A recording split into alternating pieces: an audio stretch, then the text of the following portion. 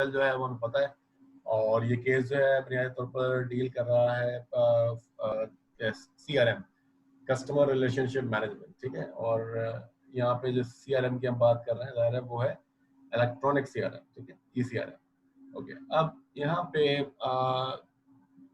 याद रखिएगा कि जो बात हो रही है वो बात हो रही है कस्टम CRM की। तो जब हम कस्टम CRM की हम बात करते हैं तो उसका मतलब जो है वो ये हुआ कि हम एक ऑफ द शेल्फ सॉफ्टवेयर की बात नहीं कर रहे हैं।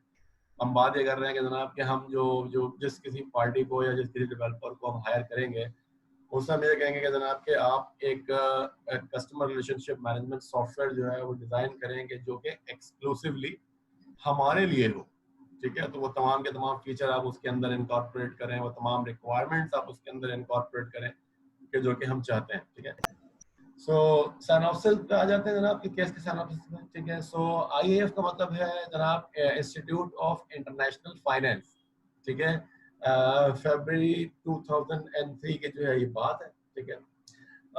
IAF जो है वो चाहता था कि जनाब एक customized customer relationship management software जो है वो उसके लिए डेवलप किया जाए, और इसके लिए जो है वो उसने एक सॉफ्टवेयर डेवलपमेंट फर्म थी जिसका नाम था जनाब क्वा टीम्स, उसको जो है वो उसने हायर किया था, ठीक है। अच्छा, अब चाहते वो ये थे कि उनके पास एक अपना एक एग्जिस्टिंग CRM सॉफ्टवेयर जो था वो चल रहा था, जो बेस था माइक्रोसॉफ्ट एक्सेस डेटाबेस के ऊपर, ठीक है। अगर माइक्रोसॉफ्ट एक्सेस डेटाबेस जो है it's actually a type of relational database management system. Relational database management system जो है बुनियादी तौर पर एक ऐसा डेटाबेस सॉफ्टवेयर होता है कि जिसमें डेटा जो होता है वो in the forms of tables जो है वो स्टोर किया जाता है। So point two note is that कि IIF जो है उसके पास ऑलरेडी अपना जो है वो एक CRM सिस्टम जो है वो मौजूद है, और IIF जो है वो चाहता है कि जनाब कि उस CRM सॉफ्टवेयर को जो है वो चेंज कर दिया जाए एक और CRM के साथ कि जो कि एग्जिस्टिंग CRM सॉफ्टवेयर की जो लिमिटेशन है उसको ओवरकम कर सके। अच्छा, अब जो नया CRM सॉफ्टवेयर है ये करेगा क्या? ये करेगा ये जनाब कि ये IIF के जो की जो मेंबर इंफॉर्मेशन है, ठीक है, इंस्टीट्यूट ऑफ इंटरनेशनल फाइनेंस के जो मेंबर्स हैं उनकी इंफॉर्मेशन को इंटीग्रेट करेगा। अच्छा, ये जो इंफॉर्मेशन है ये IIF के डिफरेंट डिपार्टमेंट्स के पास मौजूद है। तो वो ये चाहते हैं कि जो कस्टमर के साथ इंटरेक्ट करें तो उनके पास एक ऐसा सिस्टम मौजूद हो कि जो कि IIF के डिफरेंट डिपार्टमेंट्स के पास कस्टमर की जो इंफॉर्मेशन मौजूद है उसको एक जगह पे जो है वो इंटीग्रेट करे, एक जगह पे स्टोर करे, ताकि IIF जब कस्टमर के साथ इंटरेक्ट करे तो उसके पास कस्टमर की कंप्लीट इंफॉर्मेशन जो है वो मौजूद हो, ठीक है। अच्छा, CRM सॉफ्टवेयर से एक और जो उनको एडवांटेज है वो ये कि IAF के जो है वो जो मेंबर का जो नंबर है वो बढ़ रहा है, ठीक है। नंबर जो है वो जैसे जैसे बढ़ रहा है तो जाहिर है कि कस्टमर के साथ आपकी जो इंटरेक्शन होती है, ठीक है, जो डिफरेंट टच पॉइंट्स होते हैं, टच पॉइंट का मतलब जो है वो ये होता है कि जनाब कि आप एक कस्टमर के साथ जो है वो कितने तरीकों से जो है वो इन कांटेक्ट आते हैं, ठीक है। तो वो भी चाहते हैं कि जनाब के कस्टमर्स की जो है वो तादाद बढ़ रही है, कस्टमर के साथ हमारी जो इंटरेक्शन होती है वो बढ़ रही है, ठीक है, और डिफरेंट तरीकों से जो है वो इंटरेक्शन हो रही है। तो कस्टमर सर्विस को बेहतर बनाने के लिए जो है वो ये बहुत ज़रूरी है कि हमारे पास अपने जो कस्टमर्स हैं उनके साथ हमारी जो इंटरेक्शन होती हैं डिफरेंट तरीकों से, ठीक है, तो उनका जो है वो कंप्लीट रिकॉर्ड जो है वो एक जगह पे जो है मौजूद हो, ताकि हमें जो है वो कस्टमर के साथ बात करते हुए जो है सहूलत हो। क्योंकि जाहिर है कि अगर कस्टमर की इंटरेक्शन जो डिफरेंट डिपार्टमेंट्स हो रही है, ठीक है, अगर उसके बारे में हमें कंप्लीट इंफॉर्मेशन मौजूद नहीं है तो कस्टमर के साथ जो फ्यूचर इंटरेक्शन होगी उसमें हमें प्रॉब्लम हो सकती है। मिसाल के तौर पर कस्टमर ने जो है वो किसी एक डिपार्टमेंट से जो है वो क्या बात की है, अगर हमें उसका इल्म नहीं है और कस्टमर हमसे कांटेक्ट करता है और कस्टमर हमसे जो है वो उस चीज़ के बारे में जो है पूछता है और हमें उसके बारे में कुछ इल्म ही नहीं है कि कस्टमर ने जो है उस डिपार्टमेंट के साथ क्या बात की है, तो वो एक बड़ा एम्बैरेसिंग पॉइंट है कि जनाब एज एन ऑर्गेनाइजेशन हमारे पास कोई एक इंटीग्रेटेड व्यू नहीं है कि कस्टमर की हमारे साथ जो इंटरेक्शन हो रही है उसमें हम क्या क्या उसके साथ जो है बात कर रहे हैं। अच्छा, अब ये जो हमारा जो कस्टमाइज्ड सीआरएम है जो क्वा टीम ने जो है वो आईएएफ के लिए जो है डेवलप किया है, ठीक है, ये अगले 2 महीनों में लाइव होने वाला है। लाइव होने का मतलब जो है वो ये है कि ऑपरेशनलाइज होने वाला है, ठीक है। सो अब इशू जो है वो यहाँ पे ये है आईएएफ के सामने कि इससे पहले कि वो नए सिस्टम के साथ जो है वो लाइव जाएं, ठीक है, there are some technical issues, ठीक है, जो कि डेटाबेस से रिलेटेड है। जाहिर है कि मतलब जो सीआरएम है उसके साथ भी एक डेटाबेस को इस्तेमाल कर रहा है, और सिस्टम की सिक्योरिटी, ठीक है, सिस्टम की सिक्योरिटी और डेटाबेस के कुछ इश्यूज हैं कि जिनके बारे में जो है वो उनको डिसाइड करना है कि जनाब इन इश्यूज को वो कैसे ओवरकम करें, ठीक है। और इसके साथ साथ आईआईएफ को जो है वो कई इम्प्लीमेंटेशन इश्यूज को भी सॉल्व करना है, ठीक है।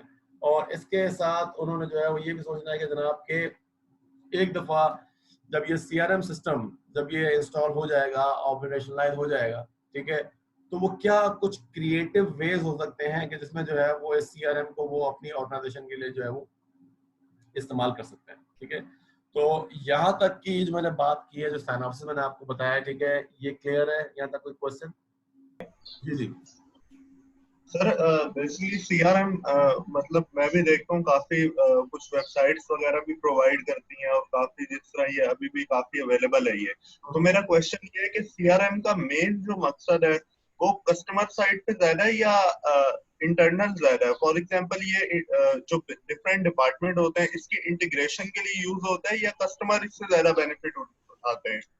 अच्छा, देखो अबे सोता जो है वो ये है कि एक ऑर्गेनाइजेशन के जो है वो बुनियादी तौर पर जो है वो डिफरेंट डिपार्टमेंट जो है वो हो सकते हैं, ठीक है। अच्छा, अब कस्टमर का जब इंटरेक्शन होता है एक ऑर्गेनाइजेशन के साथ तो वो डिफरेंट तरीकों से हो सकता है। मिसाल के तौर पर कस्टमर जो है वो आपको ईमेल कर सकता है, कस्टमर आपको कॉल कर सकता है, कस्टमर जो है वो आपकी वेबसाइट पर आके आपके साथ जो है वो लाइव चैट कर सकता है, ठीक है। अच्छा, अब जब कस्टमर आपके साथ किसी भी तरीके से इंटरेक्शन करता है, आपकी ऑर्गेनाइजेशन में किसी भी शख्स के साथ जब वो बात करता है, ठीक है, तो हमें जो है वो इस बात की जरूरत होती है कि कस्टमर की जो प्रीवियस इंटरेक्शन हुई हैं ऑर्गेनाइजेशन के साथ, ठीक है, जितने भी डिफरेंट डिपार्टमेंट के साथ, हमें जो है वो उसका एक इंटीग्रेटेड व्यू मिल जाए। इंटीग्रेटेड व्यू का मतलब जो है वो ये है कि जनाब कि for example department number 1, department number 2, department number 3, department number 4, किस किस डिपार्टमेंट से क्या क्या बात हुई है, कस्टमर के साथ क्या क्या कहा गया है, कस्टमर को क्या क्या फॉर एग्जांपल प्रोमिस किए गए हैं ताकि कस्टमर जब हमारे साथ बात कर रहा हो ना, तो कस्टमर को जो है फॉर एग्जांपल हम ये ना कहें कि अच्छा जी हमें तो पता नहीं कि आपने जो है वो अपने हमारा जो प्रीवियस डिपार्टमेंट था उसके साथ आपने क्या बात की है। अभी मुझे जो है वो आप टाइम दे कि मैं अपने उस डिपार्टमेंट के साथ बात करूं, मुझे पता चलेगी जी आपने उस डिपार्टमेंट के साथ क्या बात की थी, तो मैं आपको जो है वो बेहतर जवाब दे सकता हूँ। तो कस्टमर को एक अच्छा इंप्रेशन नहीं जाएगा। कस्टमर कहेगा यार कि ये इस ऑर्गेनाइजेशन को जो है पता ही नहीं है कि जनाब के मेरी जो है वो डिफरेंट डिपार्टमेंट के साथ जो बातचीत हो रही है वो क्या थी। तो जब एक सीआरएम आ जाता है तो सीआरएम जो है वो कस्टमर की जो डिफरेंट इंटरेक्शन होती हैं उनको जो है वो रिकॉर्ड करता है, और उनको जो है फॉर एग्जांपल एक पॉइंट पे जो है स्टोर करता है, ताकि हमारी ऑर्गेनाइजेशन के किसी भी डिपार्टमेंट का कोई भी बंदा जो है कस्टमर के साथ इंटरेक्ट करे और उसका जो है वो उस सीआरएम के साथ का जो एक्सेस मौजूद है, तो वो सीआरएम को एक्सेस करके जो है मालूम कर सकता है कि जनाब के कस्टमर की ऑर्गेनाइजेशन के साथ जो टोटल इंटरेक्शन हुई है, अब तक कस्टमर ने कितनी दफा इंटरेक्शन की है, उन इंटरेक्शन में जो है वो कस्टमर के साथ जो है वो क्या बातचीत हुई है, कस्टमर के क्या मसले मसाइल थे, और उन प्रॉब्लम्स या के ऊपर जो है वो क्या हमने प्रोग्रेस की है, ताकि कस्टमर के साथ जब हम बात करें तो कस्टमर को कभी भी ये फील ना हो कि जनाब के वो किसी एक डिपार्टमेंट के साथ बात कर रहा है कि जिसको जो है कुछ पता ही नहीं है कि पीछे वाले डिपार्टमेंट के साथ जो है कस्टमर ने क्या बातचीत की है। क्लियर है? ठीक है सर, जी सर क्लियर है। चलो ओके। सो अब इसके बाद जो है वो हम आगे चलते हैं, ठीक है, और हमने देखते हैं जनाब टीचिंग ऑब्जेक्टिव, ठीक है। टीचिंग ऑब्जेक्टिव के बारे में जो है वो हमें पता ही है, हर दफा जो है वो हर केस की स्टडी को जब डिस्कस करते हैं तो हम ये बताते हैं कि जनाब के इस केस स्टडी को जो है वो स्टडी करने के जो है वो हमारे सामने ऑब्जेक्टिव क्या है, ठीक है। So these are the teaching objectives of this particular case, ठीक है। So without actually spending too much time on that, let's move on. And these are the assignment questions, right? That we are going to analyze, or that we are going to answer based on the case analysis that we are doing. Okay, so sir ji sir मुझे ये पूछना था कि integrated view तक मुझे समझ आ गया, लेकिन बात यह है कि कस्टमर हर डिपार्टमेंट से बात क्यों करेगा? उसमें कोई भी प्रॉब्लम होगी तो वो कस्टमर सपोर्ट रिप्रेजेंटेटिव से बात करेगा, फिर वो उसका कंप्लेन आगे लेके जाएगा, फिर अगेन उसी के पास सॉल्व होकर आएगा, तो मतलब उसका डायरेक्ट सिर्फ एक ही डिपार्टमेंट के साथ कांटेक्ट होगा, हर डिपार्टमेंट पे वो एक्सेसिबल ही नहीं है उसके नहीं, लिए। असल में इसमें होता पता क्या है, जैसे मिसाल के तौर पर जो है वो मैं आपको बताऊं, आप फॉर एग्जांपल एक टेलीकम्युनिकेशन कंपनी के एग्जांपल ले लें, यूफोन के एग्जांपल ले लें फॉर एग्जांपल, ठीक है। अच्छा, अब यूफोन में होता क्या है कि यूफोन में जो है डिफरेंट डिपार्टमेंट्स हैं। फॉर एग्जांपल एक डिपार्टमेंट होगा कि जो कि न्यू कस्टमर्स को एक्वायर करेगा, ठीक है, जिसको कहते हैं ना कि मतलब कि सिमें बेचना, कार्ड बेचना, ठीक है। तो उसका काम जो है वो ये होता है कि जनाब कि वो जो है जनाब नए कस्टमर को एक्वायर करे। अच्छा, वो नए कस्टमर जो हैं वो इस मेंबरशिप डिपार्टमेंट के पास जब आते हैं तो कैसे आते हैं? ये आते हैं थ्रू मार्केटिंग। ये इनका जो मार्केटिंग डिपार्टमेंट है, मार्केटिंग डिपार्टमेंट जो है फॉर एग्जांपल डिफरेंट किस्म की जो है कैंपेन चलाता है। अब वो जो कैंपेन चलाता है उसमें क्या होता है, फॉर एग्जांपल के जनाब के अब टीवी पे कैंपेन चल रही है, केबल पे कैंपेन चल रही है, ठीक है। इसके बाद जो है फॉर एग्जांपल उन्होंने जो है वो अपने बंदों को जो है वो सिमें देके जो है फॉर एग्जांपल रोडों के ऊपर जो है भेजा हुआ है, ठीक है ना। अच्छा, अब जो है फॉर एग्जांपल के इस ये डिपार्टमेंट एक अलग हो गया, ठीक है। इसके बाद कस्टमर एक्विजिशन का डिपार्टमेंट अलग हो गया। इसके बाद जो है फॉर एग्जांपल इनका जो बिलिंग का जो डिपार्टमेंट होता है, बिलिंग का डिपार्टमेंट जो है वो अलग होता है, ठीक है।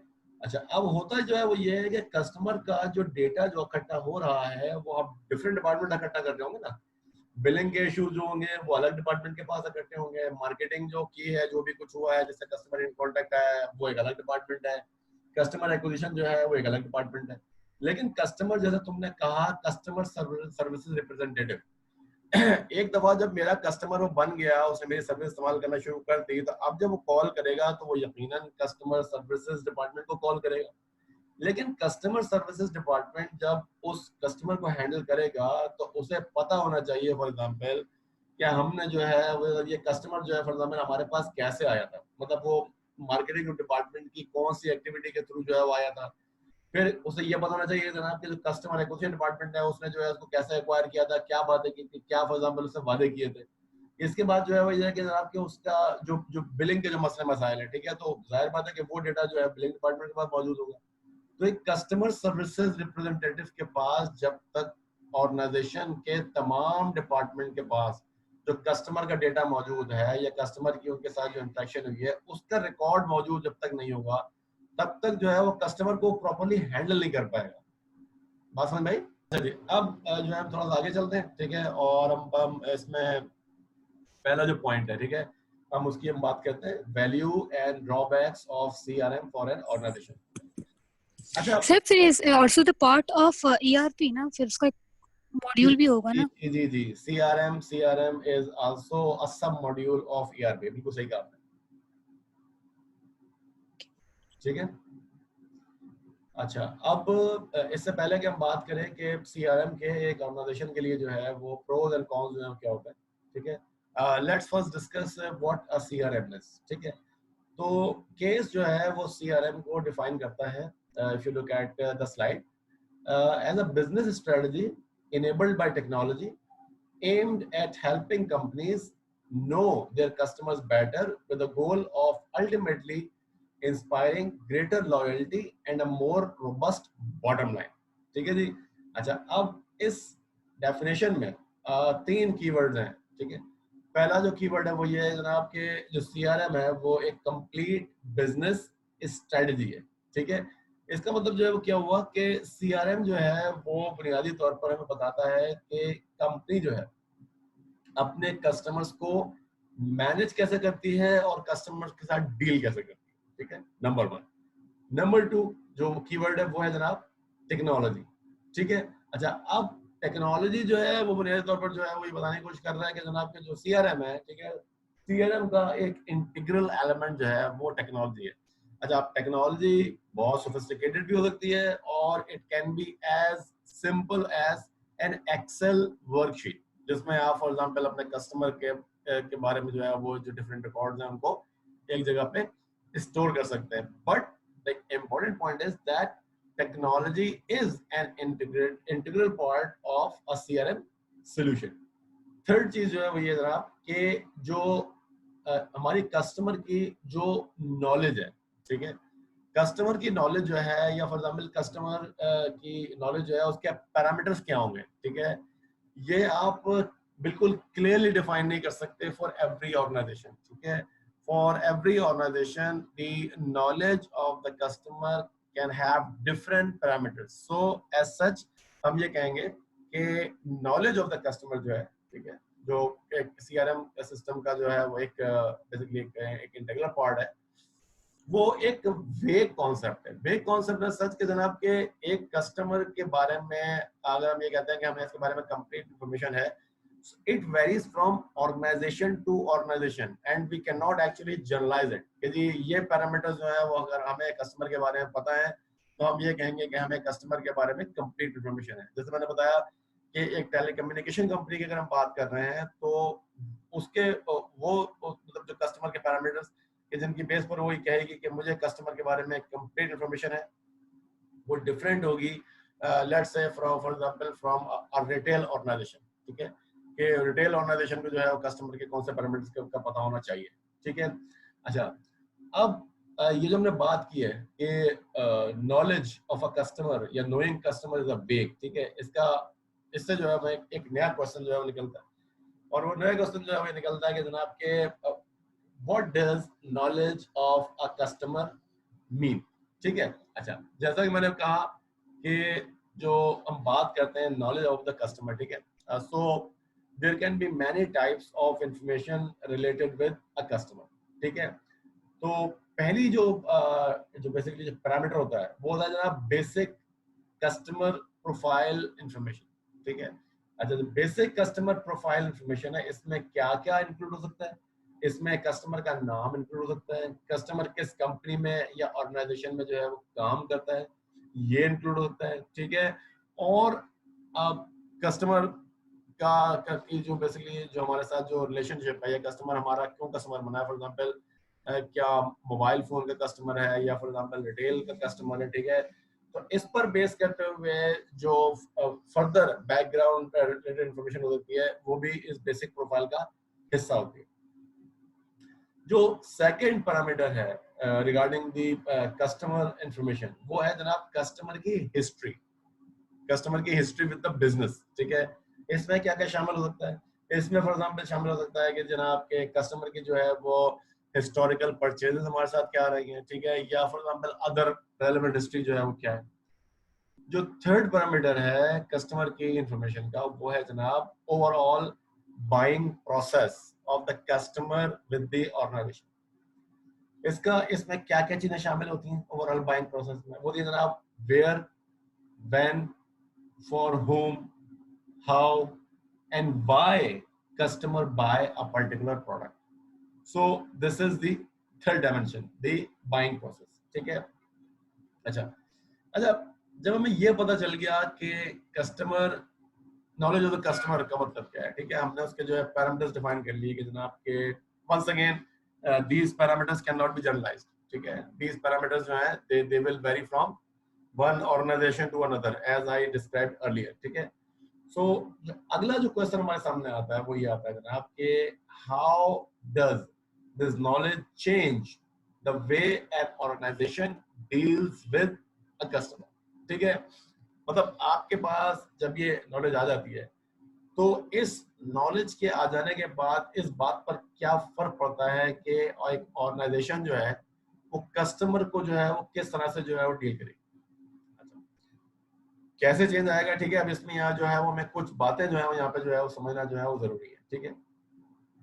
पहली चीज जो है वो ये है कि जो कस्टमर जो ऑर्गेनाइजेशन की जो नॉलेज होती है अबाउट दिस कस्टमर, ठीक है, इसको जो हम डिफाइन करते हैं वो डिफाइन करते हैं इन टर्म्स ऑफ के how a particular organisation is going to use the information, ठीक है। ये पॉइंट हमारे लिए इसलिए इम्पोर्टेंट है कि ऐसा भी हो सकता है कि जनाब के एक ऑर्गेनाइजेशन जो है, ठीक है, वो कस्टमर के बारे में ऐसी इंफॉर्मेशन कलेक्ट कर रहे हैं कि जिस इंफॉर्मेशन की जो है फॉर एग्जांपल इसको जरूरत ना हो, ठीक है। सेकंड जो पॉइंट है इसी के बारे में वो ये है कि जब ऑर्गेनाइजेशन जो है वो चाहती है कि जनाब के उसको अपने कस्टमर के बारे में, ठीक है, ज्यादा से ज्यादा जो है वो नॉलेज हो, ठीक है। तो ये जरूरी होता है कि वो ये समझे कि वो कौन से प्रोसेसेस हैं कि जिसके थ्रू जो है वो कस्टमर जो है वो उसके साथ जो है वो इन टच आता है, ठीक है। और वो कौन से टच पॉइंट्स हैं, ठीक है, कि जिनके थ्रू जो है वो कस्टमर उसके साथ जो है वो कांटेक्ट करता है, ठीक है। तो एक तो डिफरेंट प्रोसेसेस हो गए, ठीक है, कि कस्टमर जो है वो हमारे साथ जो है वो कैसे इन टच होता है। फॉर एग्जांपल एक आपका मार्केटिंग का प्रोसेस है, ठीक है। मार्केटिंग के प्रोसेस के थ्रू भी कस्टमर जो है वो आपके साथ इन टच आएगा। फिर डिफरेंट जो है फॉर एग्जांपल टच पॉइंट्स होंगे जिनको आप इस्तेमाल करेंगे या आपको मार्केटिंग डिपार्टमेंट इस्तेमाल करेगा कस्टमर के साथ कांटेक्ट करने के लिए। मिसाल के तौर पर आपका जो मार्केटिंग डिपार्टमेंट है वो टीवी को इस्तेमाल कर सकते हैं, यानी कि केबल को इस्तेमाल कर सकता है। आपका जो मार्केटिंग डिपार्टमेंट है वो ईमेल मैसेजेस को इस्तेमाल कर सकता है। आपका मार्केटिंग डिपार्टमेंट जो है वो फॉर एग्जांपल एसएमएस सर्विस को इस्तेमाल कर सकता है to connect with the customer. So you can see that every process of your organization can connect with the customer through various touch points.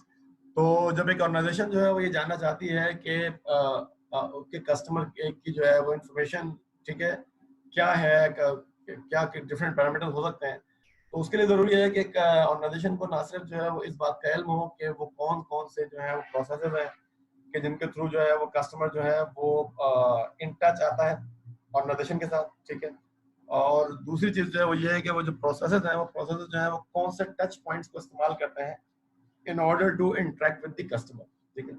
ये अब यहाँ पे जो है जो हमारा जो डिस्कशन हुआ है, ठीक है, उससे जो है वो हम ये गैदर कर सकते हैं कि जो आपका जो सीआरएम है, ठीक है, वो हमें एक मल्टीपल बेनिफिट जो है वो प्रोवाइड करता है, ठीक है।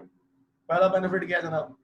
पहला बेनिफिट जो है वो है जनाब increased revenues through higher sales with existing customers and upon और अपसेलिंग, ठीक है। एक होती है जनाब अपसेलिंग और एक होती है क्रॉस सेलिंग। देखो क्रॉस सेलिंग का मतलब जो है वो ये है कि आपका जो फॉर एग्जांपल जो कस्टमर है ना, आप कस्टमर जो है वो आपका बना हुआ है कोई है कि आपने जो है मतलब एक आपने उसको प्रोडक्ट आपने उसको सेल की हुई है, तो आप उसी प्रोडक्ट की जो कोई बाई प्रोडक्ट या जो कॉम्प्लीमेंट्री प्रोडक्ट्स है ना वो उसको जो है आप सेल करें, ठीक है। That is called the cross selling, ठीक है। अब दूसरी चीज जो अब मैं आपके लिए दे रहा हूँ वो ये दे रहा हूँ कि आपने जो है ये पता करना है कि क्रॉस सेलिंग का तुमको पता चल गया व्हाट इज अप सेलिंग, ठीक है।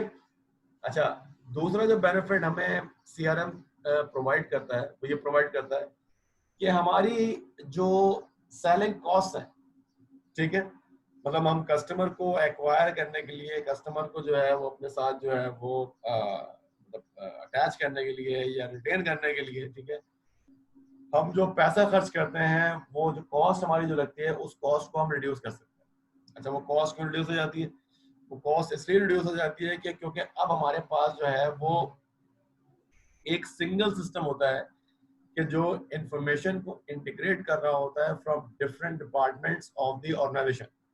तो अब हमें जो है फॉर एग्जांपल डिफरेंट डिपार्टमेंट के पीछे जो है भागना नहीं पड़ता, हमारा टाइम जो है बच जाता है, हमारा पैसा बच जाता है, क्योंकि अब हमारा जो रिप्रेजेंटेटिव होता है उसको जो है वो एक सिंगल यूनिफाइड सिस्टम जो है वो उसके पास मौजूद होता है जिससे वो तमाम की तमाम इंफॉर्मेशन जो है वो एक्सेस कर सकता है, ठीक है। So we get a reduction in the selling cost. इसके बाद जो थर्ड बेनिफिट हमें मिलता है वो मिलता है जनाब कि we can clarify our business strategy and our overall value proposition, ठीक है, कि हम कस्टमर को जो है वो एक्चुअली क्या प्रोवाइड कर रहे हैं। जब तक हम एक हमारे सामने एक यूनिफाइड व्यू नहीं आता कि जनाब के कस्टमर हमारे डिफरेंट डिपार्टमेंट के साथ जो इंटरेक्शन कर रहा है उस इंटरेक्शन का जो है पर्पस क्या है, ठीक है, एक्चुअली कस्टमर जो है वो क्या गेन कर रहा है हमारी ऑर्गेनाइजेशन से।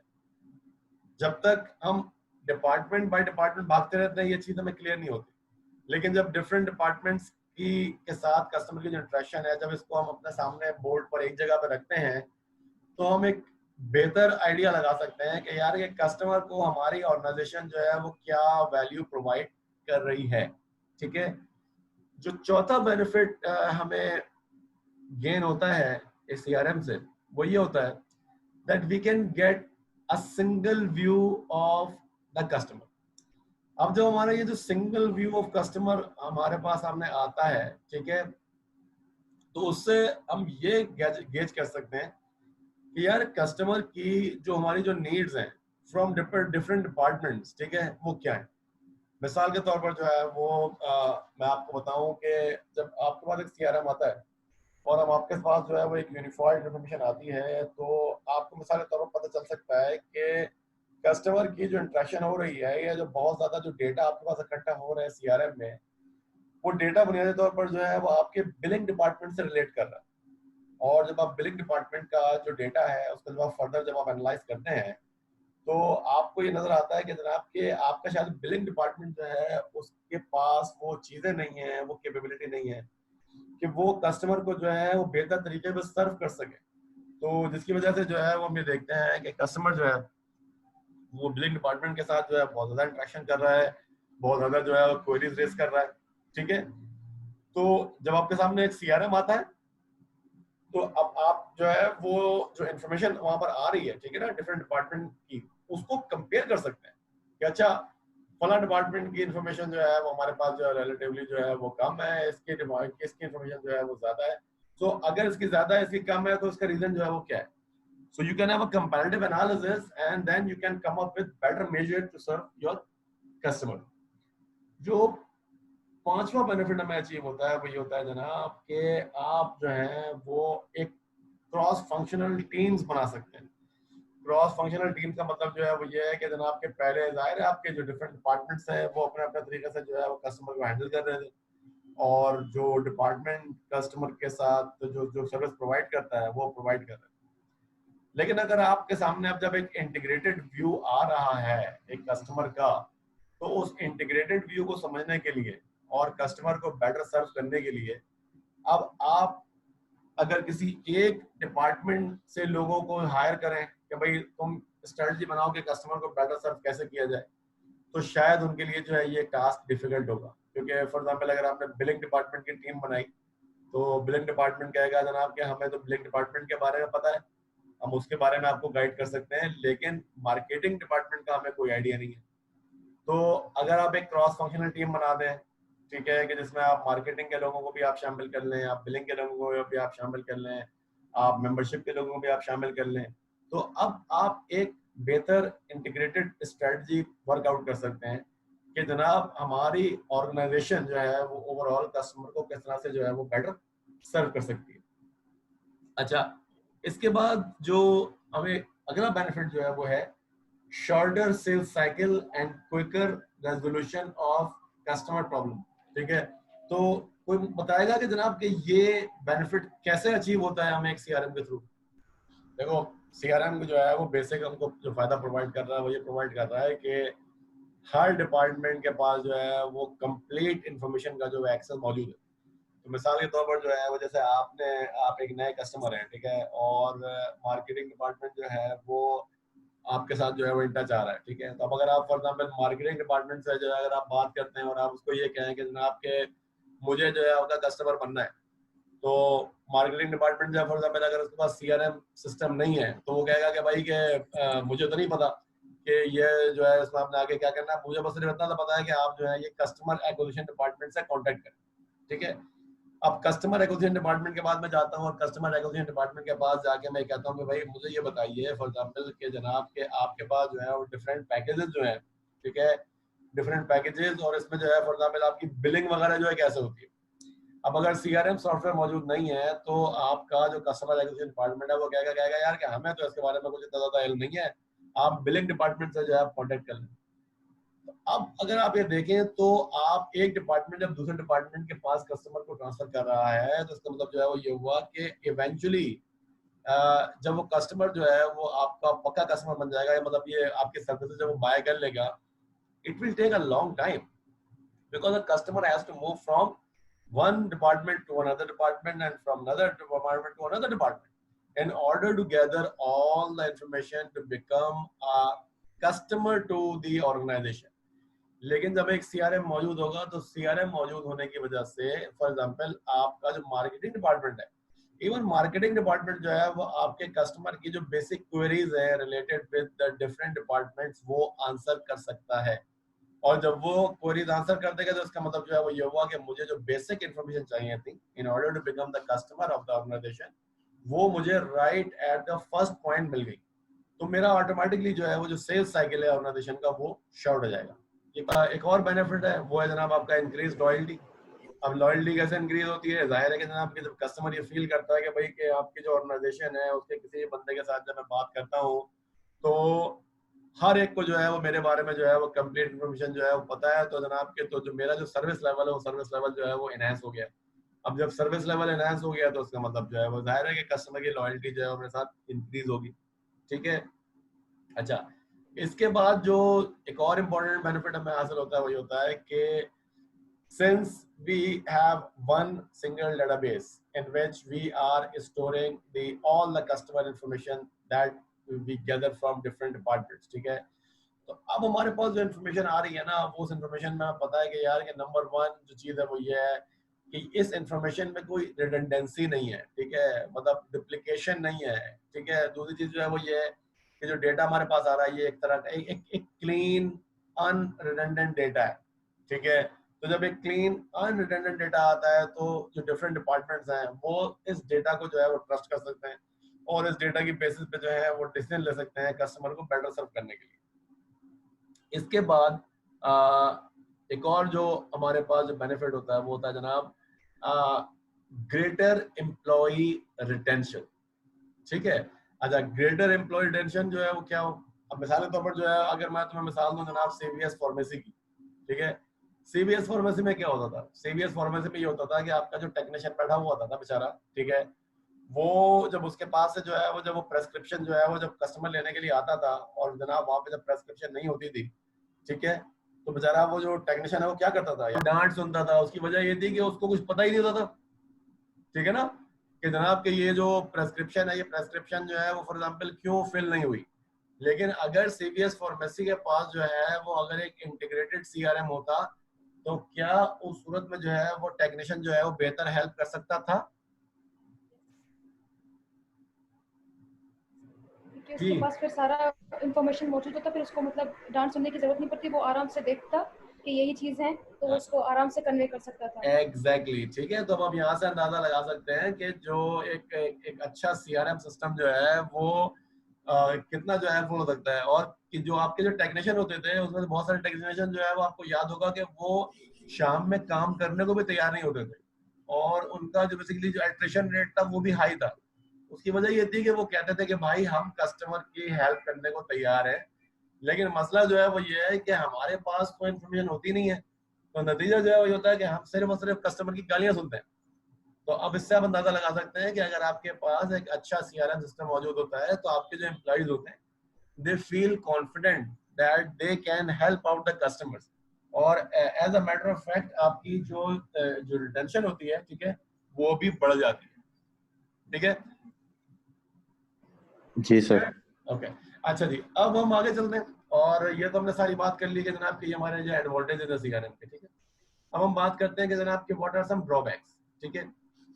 अच्छा, अब ड्रॉबैक्स जो है वो ये है कि अगर आप सीआरएम सिस्टम, जाहिर बात है ये एक टेक्नोलॉजी बेस्ड सिस्टम होता है, अगर आपने सीआरएम सिस्टम को जो है सही तरह से इस्तेमाल नहीं किया, ठीक है, तो उसमें जो है वो ये सिस्टम जो है ना ये बैकफायर भी कर सकता है।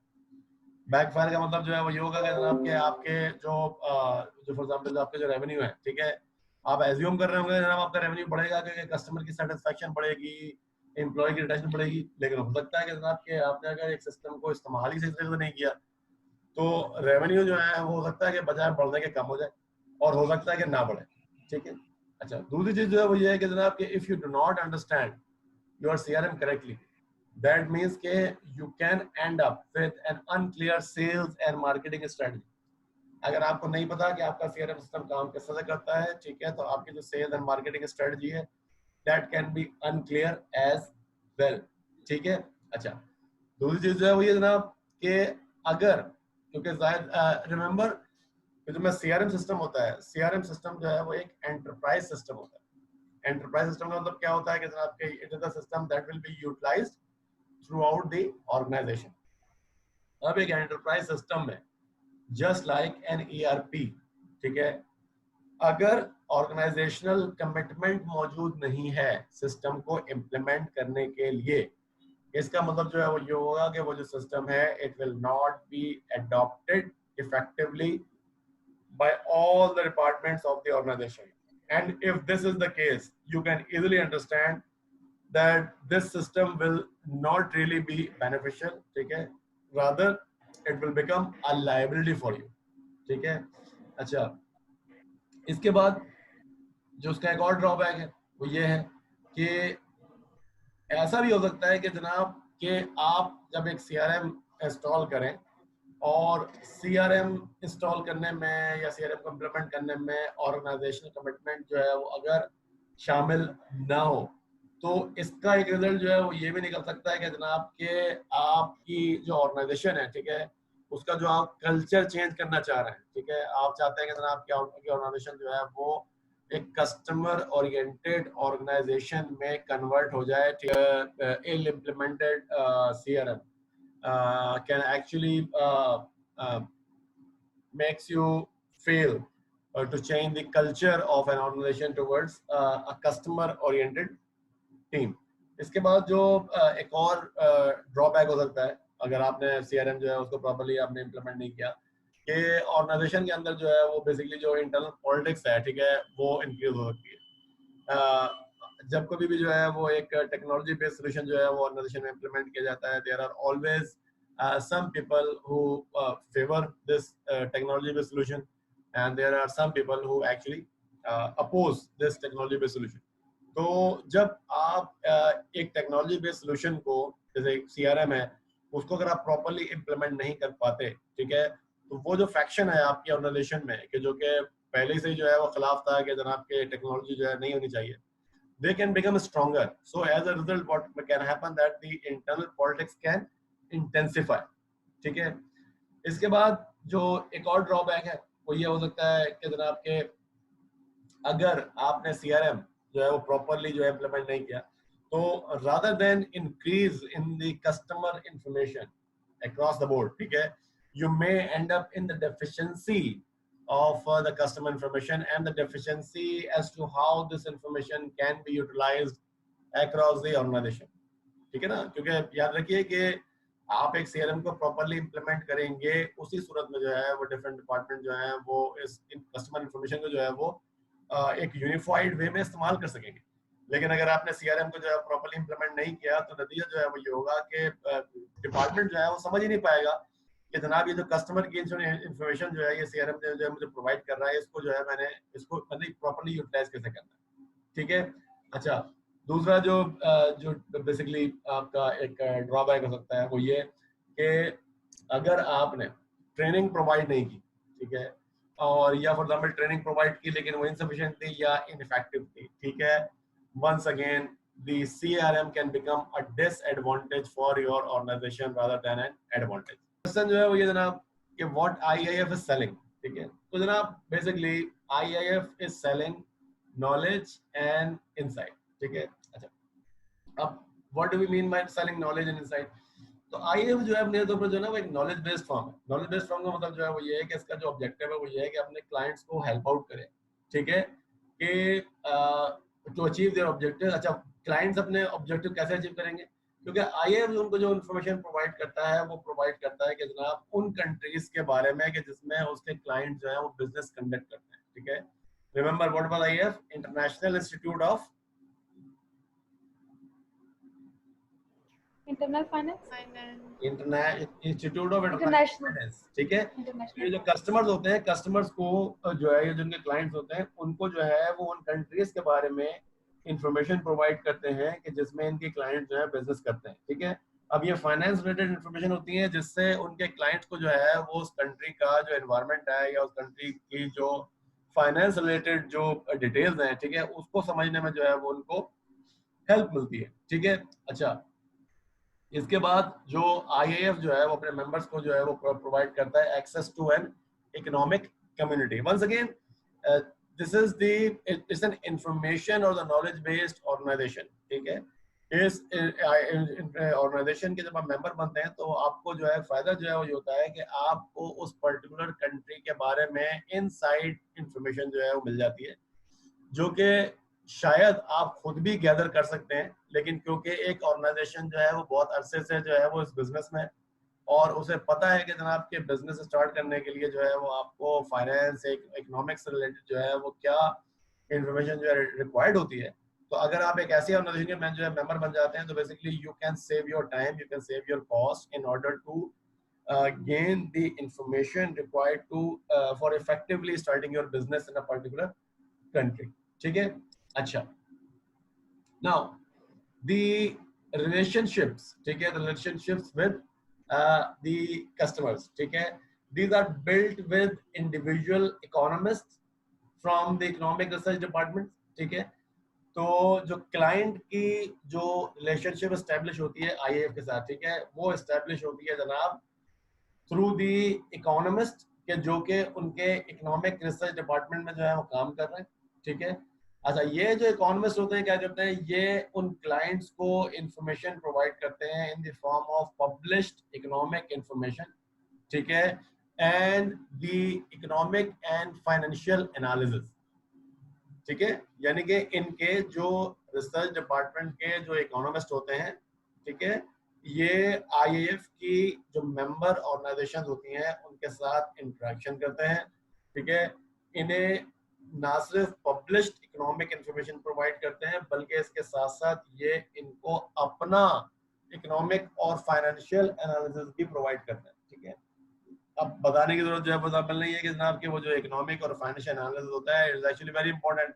फॉर एग्जांपल, अगर मैं एक ऑर्गेनाइजेशन हूँ कि जो कि फॉर एग्जांपल मलेशिया में जो है वो अपना बिजनेस जो है मैं स्टार्ट करना चाहता हूँ, ठीक है, तो आईआईएफ की जो इंफॉर्मेशन है या जो इनके इकोनॉमिक एंड फाइनेंशियल एनालिसिस है, ये मुझे हेल्प आउट कर सकते हैं कि जनाब के मेरे लिए जो है वो कितना फिजिबल होगा इस बिजनेस को मलेशिया में स्टार्ट करना या मलेशिया के डिफरेंट पार्ट्स में स्टार्ट करना, ठीक है। Okay, now what IAF wants? IAF wants to make it easy for its members to meet one another and to enhance the relationship within that specific community, ठीक है।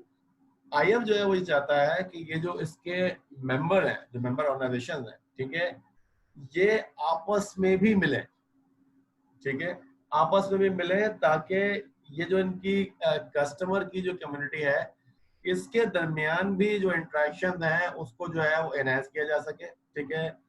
Customer to customer जो interaction है जब वो enhance होगी तो they can actually better able to understand each other. मतलब IAF को तो वो जानते ही है क्योंकि आईएएफ के मेंबर है, लेकिन जब कस्टमर जो है वो एक दूसरे के साथ इंटरेक्ट करेंगे देन उसमें जो है तो ये होता है जनाब कि मेरा कॉन्फिडेंस बढ़ जाता है।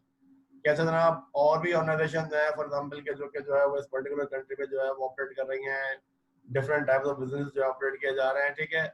दूसरा जो है कोई फायदा होता है आईएएफ को कि जनाब के जो उसकी जो मेंबर ऑर्गेनाइजेशन है जब वो आपस में इंटरेक्ट करती हैं, ठीक है, तो they can exchange views. For example के जनाब आपको कितना फायदा हुआ आईएएफ के इकोनॉमिक और फाइनेंशियल एनालिसिस से, ठीक है, अपने बिजनेस को स्टार्ट करने में, ठीक है। Similarly they can be sharing of ideas, they can be exchange of ideas, और आईएएफ जो है वो इन एक्सचेंज ऑफ आइडियाज से भी लर्न कर सकता है कि मिसाल के तौर पर जो है वो जो मेरे जो प्रोस्पेक्टिव कस्टमर हो सकते हैं, ठीक है, उनको जो है वो कौन से एनालिसिस में या कौन से इंफॉर्मेशन में जो है वो इंटरेस्ट हो सकता है, ठीक है।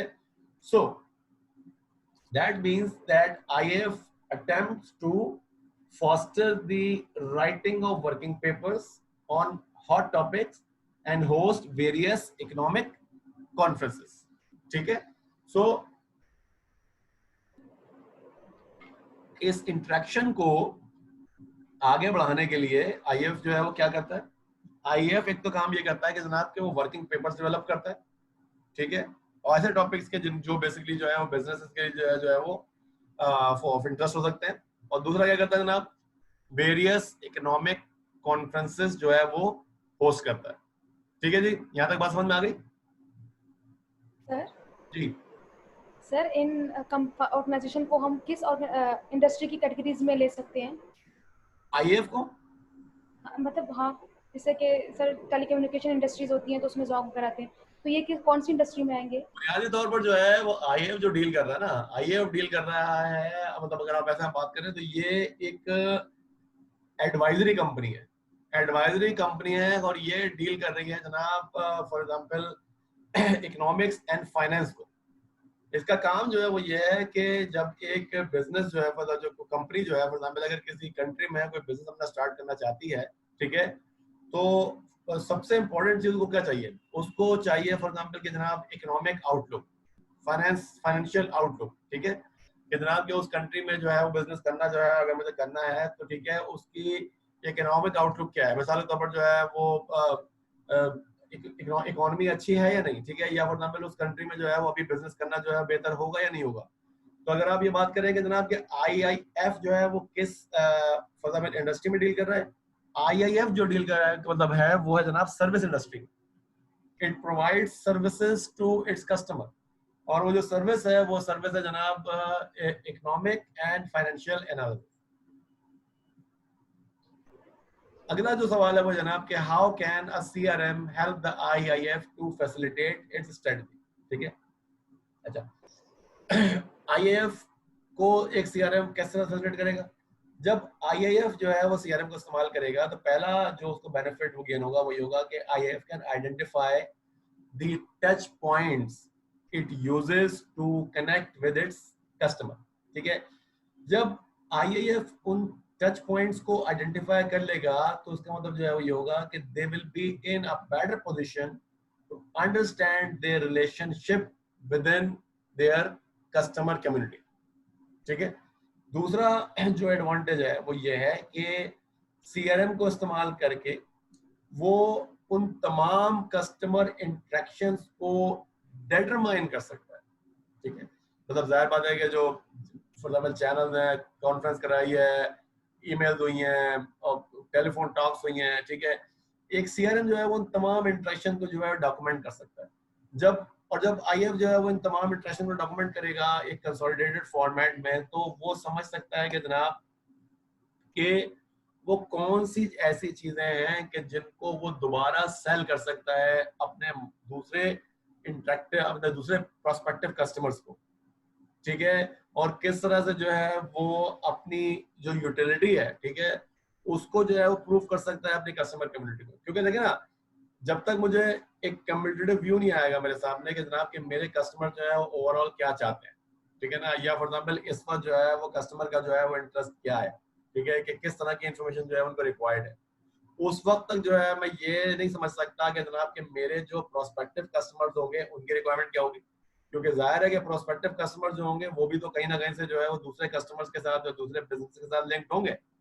तो एक सीआरएम मुझे एक कलेक्टिव व्यू देगा कि what my existing customers want, तो मैं अपनी जो सर्विसेज हैं या जो मेरे जो प्रोडक्ट्स हैं उनको जो है मैं बेटर फोकस कर सकता हूँ, बेटर शेप दे सकता हूँ मैं अपनी यूटिलिटी को ज्यादा बेहतर प्रूव कर सकता हूँ अपने कस्टमर्स को bye customising my product.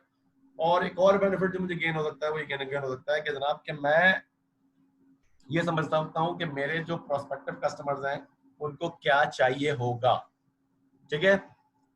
Is that understood? Yes sir. Okay जी सर।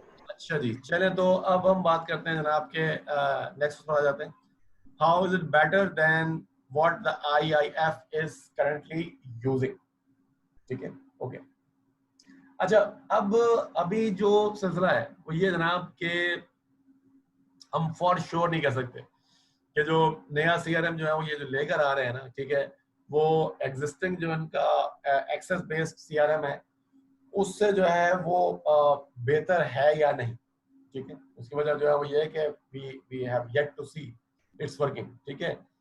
लेकिन ये जरूर है कि जो जो नया सिस्टम है, ठीक है ना, बेस्ड ऑन इट्स डिजाइन, ठीक है, हम ये जरूर जो है वो देख सकते हैं कि the new system is going to provide us a single view of the customer, ठीक है, and the new system will also provide us the ability to integrate the two different departments, ठीक है। इनके दो डिपार्टमेंट है, एक इनका department है मेंबरशिप का और एक इनका डिपार्टमेंट है रिसर्च का, और इनके जो कस्टमर्स जो हैं वो दोनों डिपार्टमेंट के साथ जो इंटरेक्ट करते हैं, ठीक है। तो जो सीआरएम है, अभी तक मसला सारा ये था कि जनाब के इनका जो मेंबरशिप डिपार्टमेंट जो है वो क्या कर रहा है और इनका जो रिसर्च डिपार्टमेंट क्या कर रहा है, ठीक है, ये दोनों के साथ जो कस्टमर की जो इंटरेक्शन हो रही है ना, ये एक यूनिफाइड फॉर्मेट में इनके सामने अवेलेबल नहीं, ठीक है।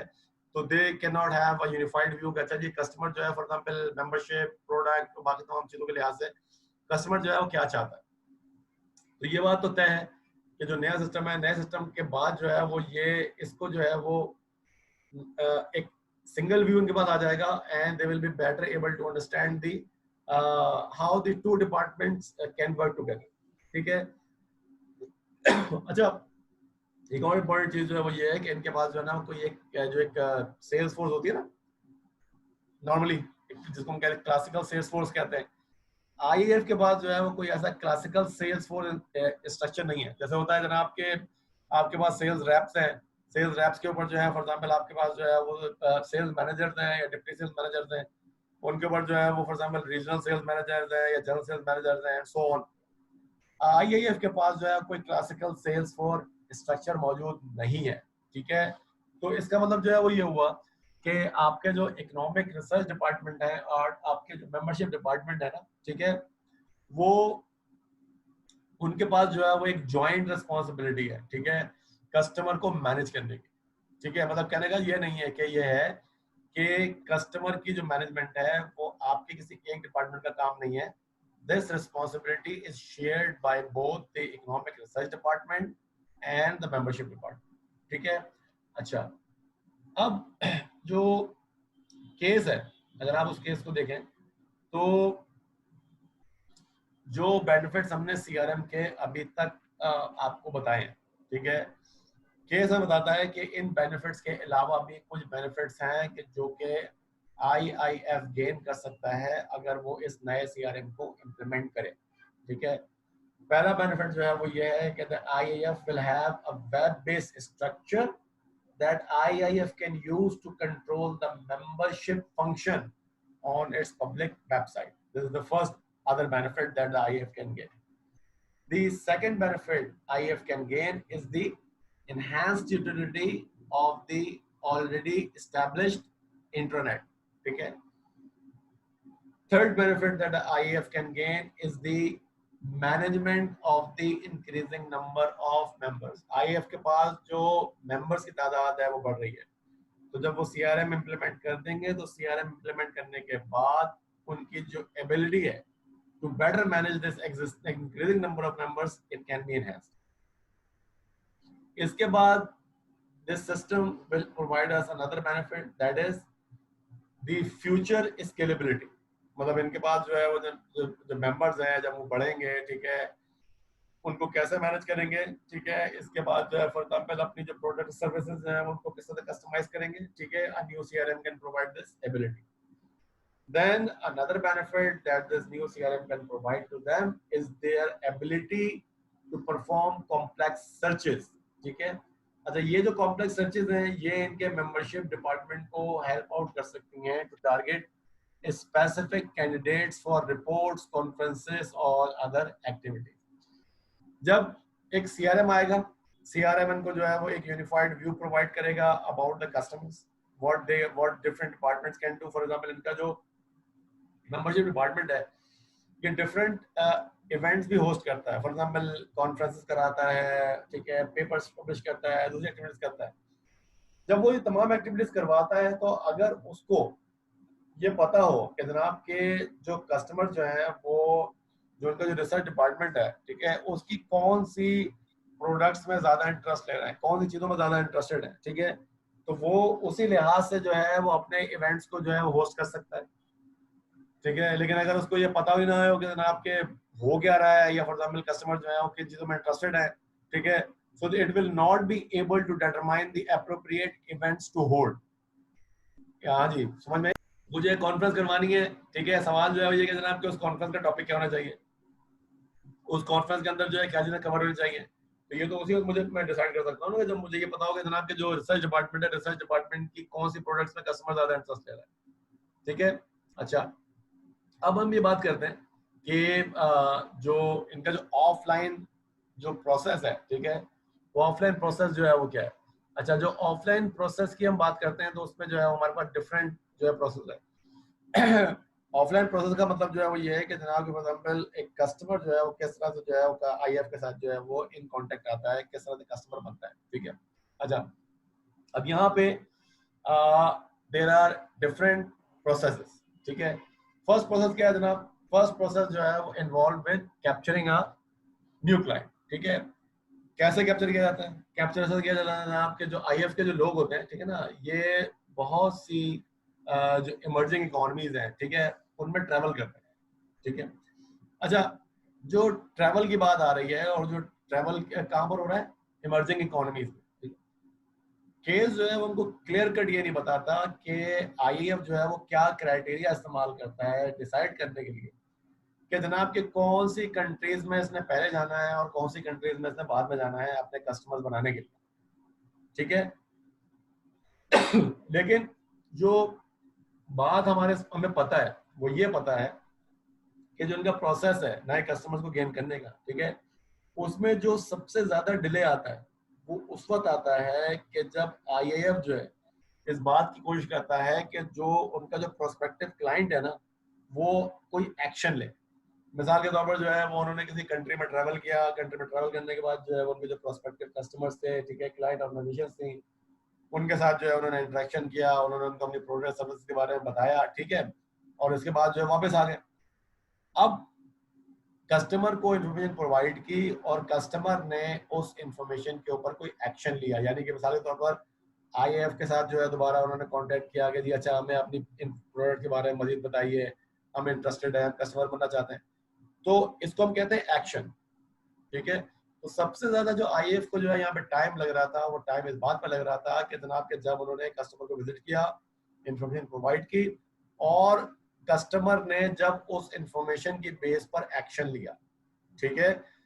तो ये जो टाइम पीरियड था, मतलब time the information provided and the time the customer took an action, this time period was quite long, ठीक है, and that was causing the major delay of making new customers, ठीक है। अच्छा, और यही जो चीज थी that is provoking the customer to take action based on the first interaction IIF had with the customer was the most challenging step for the selling process in the IIF, ठीक है। अच्छा, अब अगर ये जो स्टेप है, ठीक है, यानी कि जब प्रोवोकिंग द एक्शन वो सक्सेसफुल हो जाता है, ठीक है, और आपके जो बेसिकली जो आपका प्रोस्पेक्टिव क्लाइंट है, ठीक है, उस क्लाइंट ऑर्गेनाइजेशन के जो एम्प्लॉइज हैं उनको आईआईएफ की जो प्रोडक्ट्स हैं जो सर्विसेज हैं, ठीक है, उसमें कुछ वैल्यू नजर आती है कि हाँ भाई हम जो है उसको इस्तेमाल कर सकते हैं, ठीक है। इसका मतलब जो ये हुआ कि यहाँ पे जो है बड़ी स्ट्रॉन्ग प्रोबेबिलिटी होगी कि ये जो ऑर्गेनाइजेशन है ये हमें ज्वाइन कर लेगी।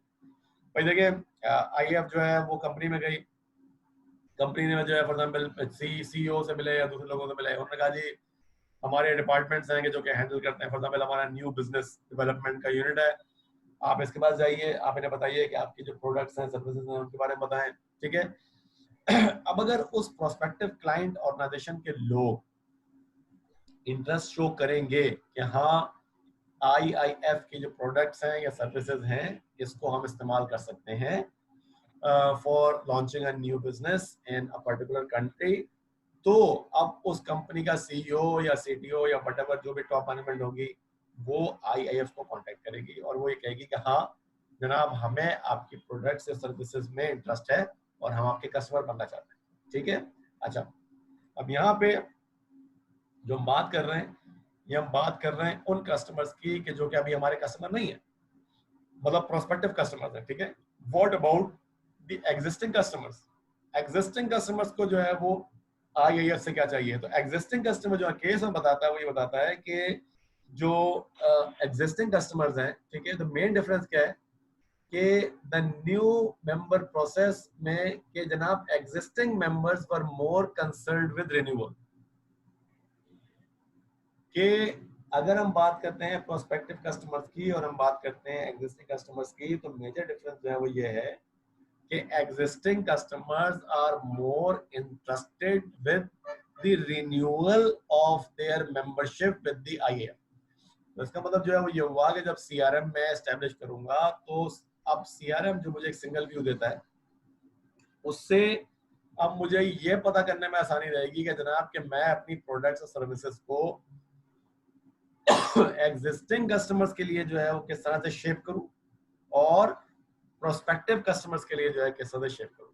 ठीक है जनाब, इज दैट क्लियर? सर एक बात पूछनी है। ठीक।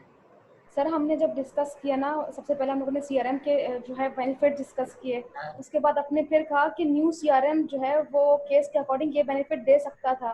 तो सर वो न्यू CRM इम्प्लीमेंट करने के बेनिफिट्स थे, तो ये किस तरह मुझे समझ में नहीं आया। तो हमने पहले जो बात की थी ना, वो हमने बात की थी जेनेरिक, कि जब एक CRM इम्प्लीमेंट किया जाता है तो in general what type of benefits CRM can provide to the organisation. ठीक है ना, ये जनरल बेनिफिट है।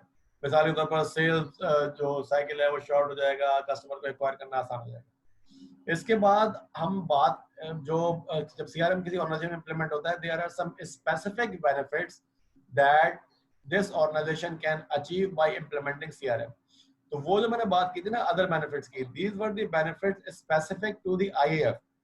जरूरी नहीं है कि ये जो बेनिफिट्स हैं ये हर ऑर्गेनाइजेशन जो है वो अचीव कर सके। मिसाल के तौर पर जो है अगर एक ऑर्गेनाइजेशन की जो है वो वेबसाइट एग्जिस्ट नहीं करती, तो इसका मतलब जो है वो ये हुआ कि वो जो हमने बात की है कि जो IAF जो है वो अपनी वेबसाइट को CRM के साथ लिंक करके ज्यादा बेटर सर्विसेज प्रोवाइड कर सकती है अपने कस्टमर्स को। तो ये बेनिफिट जो है ये हर ऑर्गेनाइजेशन के लिए अवेलेबल नहीं होगा।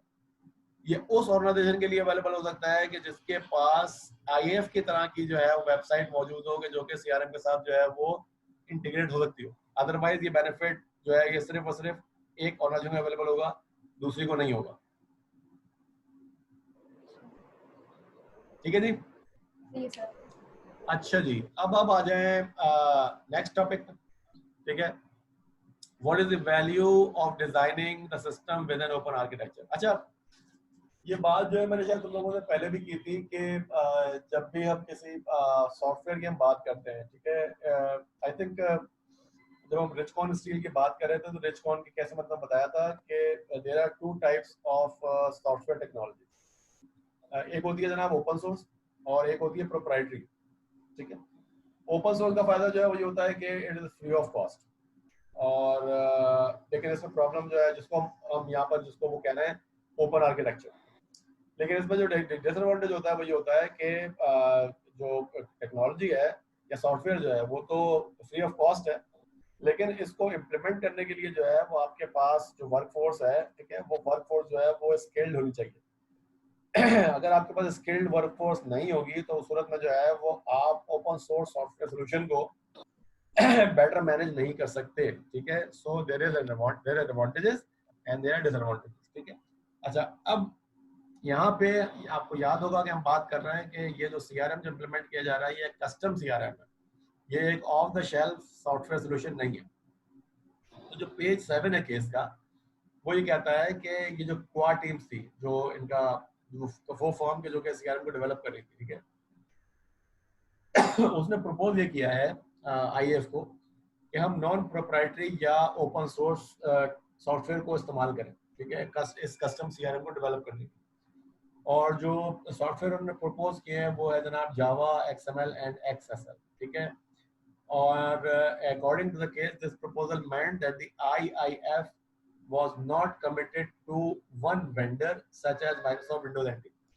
तो ये सही है कि जनाब अगर आप ओपन सोर्स सॉफ्टवेयर जो है इस्तेमाल करने के लिए जा रहे हैं और आप किसी ऑफ द शेल्फ सॉफ्टवेयर को सेलेक्ट नहीं कर रहे हैं, तो इसका मतलब जो है वो ये हुआ कि आप किसी एक वेंडर के ऊपर, किसी एक कंपनी के ऊपर डिपेंडेंट नहीं होना चाहते। आप चाहते हैं कि जनाब कि आप ऐसा सॉफ्टवेयर इस्तेमाल करें कि जो कि ओपन सोर्स हो, नॉन प्रोप्राइटरी हो, ताकि अगर आप उस सोल्यूशन के अंदर, सॉफ्टवेयर के अंदर कोई चेंजेस करना चाहें तो वो आप कर सकें। ठीक है, और आपको हर चीज में जो है वो उस वेंडर के ऊपर, उस सॉफ्टवेयर वेंडर के ऊपर जो है वो डिपेंडेंस ना करनी पड़े। लेकिन यहाँ पे जो एक प्रॉब्लम है, वो प्रॉब्लम जो है वो ये है कि अगर आप एक ओपन सोर्स सॉल्यूशन इंप्लीमेंट कर रहे हैं, तो अगर आप वो ओपन सोर्स सॉल्यूशन जो है खुद इंप्लीमेंट कर रहे हैं तो उस सूरत में जो है वो आपके पास ऐसी वर्कफोर्स होनी चाहिए जो उस ओपन सोर्स सॉफ्टवेयर को हैंडल कर सके, ठीक है। अगर आपके पास ये ओपन मतलब ऐसी स्किल्ड वर्कफोर्स नहीं है जो कि उस ओपन सोर्स सॉफ्टवेयर को हैंडल कर सके, तो आपको एक थर्ड पार्टी के ऊपर रिलाई करना पड़ेगा, जैसा कि यहाँ पर IIF जो है वो क्वाड टीम्स के ऊपर रिलाई कर रहा है। तो इन अ वे आपके लिए सिचुएशन बदलेगी नहीं। अगर आपने एक ऑफ द शेल्फ सॉफ्टवेयर खरीदा होता तो उस सूरत में जो है वो IIF जो है वो उस वेंडर के ऊपर डिपेंडेंट होता कि जनाब के कोई प्रॉब्लम आई है, कोई मसले आए हैं, तो वो सपोर्ट उसको उस वेंडर से लेनी पड़ती। यहाँ पे मसला जो है वो ये है कि उन्होंने ओपन सोर्स सॉफ्टवेयर तो इस्तेमाल जरूर किया है CRM को डेवलप करने के लिए, लेकिन उस ओपन सोर्स सॉफ्टवेयर सोल्यूशन को डेवलप करने की कैपेबिलिटी IIF के पास नहीं है। तो उन्होंने जो है वो एक थर्ड पार्टी को हायर किया कि भाई कि आप जो है सोल्यूशन हमारे लिए डेवलप करो। तो in turn what will happen कि अगर वो एक ऑफ द शेल्फ सॉफ्टवेयर खरीदते हैं तो वो उस वेंडर के ऊपर डिपेंडेंट होते हैं कि जिसने वो सॉफ्टवेयर प्रोवाइड किया है। अब ये ओपन सोर्स सॉफ्टवेयर को इस्तेमाल करते हुए एक कस्टमाइज्ड सॉल्यूशन डेवलप करवा रहे हैं एक थर्ड पार्टी से। तो in a sense what will happen, now they will be heavily dependent on quad teams, ठीक है, to maintain the system once it is implemented. तो बुनियादी तौर पर जो है वो IIF के लिए सिचुएशन जो है वो कोई इतनी ज्यादा चेंज जो है वो नहीं होगी। इसकी वजह जो है वो ये है कि जनाब के सॉफ्टवेयर जो इस्तेमाल करने के लिए जा रहे हैं वो सॉफ्टवेयर तो ओपन सोर्स जरूर है, लेकिन क्योंकि उसको वो एक थर्ड पार्टी डेवलप करवा रहे हैं तो डिपेंडेंसी रहेगी। अगर एक ऑफ द शेल्फ सॉफ्टवेयर लेते हैं तो वो सॉफ्टवेयर वेंडर के ऊपर डिपेंडेंट होते हैं। यहाँ पर जो है उन्होंने थर्ड पार्टी से डेवलप करवाया है ओपन सोर्स, तो अब वो थर्ड पार्टी के ऊपर डिपेंडेंट हो जाएंगे। ये चीज क्लियर है? जी सर। अच्छा, सर अब इसमें एक चीज पूछनी थी। सर ये जैसे आपने कहा कि एक तो ओपन सोर्स है और दूसरा जो है बेसिकली अगर आप एक वेंडर से कमिटेड रहे, तो सर जहां पर अगर फॉर एग्जांपल ये एक वेंडर से कमिटेड रहते तो उस सॉफ्टवेयर में तो उस वेंडर में कस्टमाइजेशन भी की जा सकती थी, बट क्या जो है जैसे इन्होंने ओपन सोर्स पर जो है अप्लाई किया जैसे जावा XML और एक्सेल पे है, तो क्या थर्ड पार्टी जो है क्या वो इन चीजों में कस्टमाइजेशन कर सकती है इनके लिए? थर्ड पार्टी जो है वो डेफिनेटली कस्टमाइजेशन कर सकती है, कोई मसला नहीं है। लेकिन होता जो है वो ये है कि ओपन सोर्स टेक्नोलॉजी में देखें, क्योंकि हमें पता है कि ये फ्री ऑफ कॉस्ट है, तो इसका मतलब जो है वो ये हुआ कि इनकी जो सपोर्ट है, इनकी सपोर्ट जो है वो उस तरह से अवेलेबल नहीं होती। जैसे आप ये कहें कि आपने माइक्रोसॉफ्ट का CRM बाय कर लिया। अब माइक्रोसॉफ्ट एक बड़ी लार्ज फर्म है ना, तो माइक्रोसॉफ्ट को पता है कि जनाब कि उसका CRM जो है वो क्या क्या फंक्शनैलिटी दे सकता है, उसको किस तरह कस्टमाइज किया जा सकता है। और एक दफा जब आप माइक्रोसॉफ्ट के साथ कॉन्ट्रैक्ट कर लेंगे तो अब सपोर्ट की सारी जिम्मेदारी जो है वो माइक्रोसॉफ्ट के पास चली जाएगी। और माइक्रोसॉफ्ट, लेकिन आप सॉफ्टवेयर में कोई भी चेंज, कोई भी कस्टमाइजेशन जो है वो माइक्रोसॉफ्ट की इजाजत के बगैर नहीं कर सकते। ओपन सोर्स सॉफ्टवेयर में आपको जो लिबर्टी होती है वो ये होती है कि जनाब कि आपने जो चेंज करना है कर लें, उसमें जो है वो आपको किसी की परमिशन की जरूरत जो है वो नहीं होती। लेकिन इस कस्टमाइजेशन को कौन करेगा, सवाल ये है। अगर आप खुद करेंगे तो उसका मतलब जो है वो ये हुआ कि आपका अपर हैंड होगा सॉफ्टवेयर के ऊपर। लेकिन अगर आपके पास ये कैपेबिलिटी नहीं है और आपने किसी थर्ड पार्टी को हायर किया है उस कस्टमाइजेशन को करवाने के लिए, तो अब जितनी ज्यादा डिटेल्ड कस्टमाइजेशन आप करवाते जाएंगे उतना ही ज्यादा आप उस थर्ड पार्टी के ऊपर डिपेंडेंट होते जाएंगे कि फ्यूचर में अगर कोई इश्यू आता है या कोई सपोर्ट आपको चाहिए होती है सॉफ्टवेयर के हवाले से, तो आपको उस थर्ड पार्टी से ही कॉन्टेक्ट करना पड़ेगा, क्योंकि आपके पास तो उसकी स्किल मौजूद नहीं है ना। ठीक है, समझ में आएगा? जी बिल्कुल। अच्छा, अब यहाँ पे जो है वो आपके पास जो बेनिफिट है ओपन आर्किटेक्चर के या ओपन सोर्स सॉफ्टवेयर के, वो ये है कि जनाब क्या जाहिर है कि ओपन सोर्स सॉफ्टवेयर के लिए जो है कोई आपको लाइसेंस जो है परचेज करने की जरूरत नहीं है। ठीक है, प्रोप्राइटरी जो सॉफ्टवेयर होते हैं वो भी स्केलेबल होते हैं और जो ओपन सोर्स सॉफ्टवेयर जो है वो भी जो है वो स्केलेबल होते हैं। ठीक है, स्केलेबल का मतलब जो है वो ये है कि with growing number of users आप सिस्टम को जो है वो उसकी जो कैपेबिलिटी है उसको एनहांस कर सकते हैं ताकि वो एक इंक्रीज नंबर ऑफ यूजर्स को एकोमोडेट कर सके। ठीक है। अच्छा, अब दूसरी चीज जो है वो ये है कि जनाब के आप जब एक ओपन सोर्स सॉफ्टवेयर जो इम्प्लीमेंट कर रहे हैं, ठीक है, तो जो IIF का जो कॉन्सेप्ट था वो ये था कि जनाब कि हम जो है वो जो सॉफ्टवेयर सोल्यूशन है, ठीक है, क्योंकि ओपन सोर्स है, तो अगर हम IIF से अगर हम कोर टीम से डेवलप करवाते भी हैं तो हमारे पास हमेशा जो ऑप्शन होगा कि जनाब कि हम जो है वो कोर टीम्स को कभी भी जो है वो टाटा बाय बाय करें और हम जो है वो एक और थर्ड पार्टी को जो है वो ले आए और उसको कहें कि जनाब कि आप इस सोल्यूशन को जो है मेंटेन करें, ठीक है। लेकिन ये जो चॉइस है, ये चॉइस जो है इतनी ज़्यादा स्ट्रेट फॉरवर्ड होती नहीं है। उसकी वजह जो है वो ये होती है कि जनाब क्योंकि ओपन सोर्स है तो जो भी कस्टमाइजेशन जो है वो जो प्रीवियस थर्ड पार्टी ने की होती हैं, तो जो आप जब एक नई थर्ड पार्टी को हायर करते हैं तो उसे जो है रिकॉर्ड या डिटेल वगैरह चाहिए होती है कि जनाब प्रीवियस जो थर्ड पार्टी थी उसने जो है सिस्टम में क्या चेंजेस किए थे। अच्छा, ओपन आर्किटेक्चर के, ओपन सॉफ्टवेयर के जो है वो कुछ डिसएडवांटेज भी होते हैं, ठीक है। अब डिसएडवांटेजेस क्या है? मिसाल के तौर पर जो है वो अगर जो है वो आपने एक कॉम्प्लेक्स सिस्टम क्रिएट कर दिया, क्योंकि ओपन सोर्स सॉफ्टवेयर में तो बेसिकली तमाम का तमाम कंट्रोल आपके हाथ में है ना। अब अगर आपने बहुत ज्यादा कॉम्प्लेक्स कस्टमाइजेशन कर दिए, मतलब कोर टीम जो है फॉर एग्जांपल अगर बहुत ज्यादा कॉम्प्लेक्स कस्टमाइजेशन कर दे और बाद में जो है वो आईएएफ जो है वो कोर टीम्स को जो है वो डंप करे और क्या है कि जनाब कि मैंने एक और थर्ड पार्टी को हायर कर लिया है इस सिस्टम को मैनेज करने के लिए, तो अगर जो कस्टमाइजेशन जो कोर टीम ने की है वो बहुत ज्यादा कॉम्प्लेक्स है, तो नतीजा जो है ये होगा कि जो थर्ड पार्टी आएगी, थर्ड पार्टी के लिए जो है ये थोड़ा डिफिकल्ट टास्क होगा इस चीज को समझना कि वो कस्टमाइजेशन जो है वो किस तरह से की गई है, ठीक है। डिपेंड करेगा कि जनाब के कोर टीम ने जो है वो उन कस्टमाइजेशन की उन चेंजेस की जो है वो प्रॉपर डॉक्यूमेंटेशन की है या नहीं की है। अगर प्रॉपर डॉक्यूमेंटेशन नहीं की है तो जो थर्ड पार्टी है, third party will have a very hard time understanding these changes and making further changes. दूसरा जो है वो ये जनाब कि इस ओपन आर्किटेक्चर का कि जनाब के हो सकता है कि जो कोर टीम्स है, कोर टीम जो है वो उसके अंदर इतने एक्सटेंसिव चेंजेस करे, इतने ज्यादा कॉम्प्लेक्स चेंजेस करे कि इन टर्न आईएएफ के पास जो है वो और कोई ऑप्शन ना रहे वहां से इस बात के कि जनाब के वो कोर टीम्स के ऊपर टोटली डिपेंडेंट हो जाए कि जनाब हमारा जो सीआरएम सॉफ्टवेयर है वो आप ही चला सकते हैं, कोई और नहीं चला सकता, ठीक है।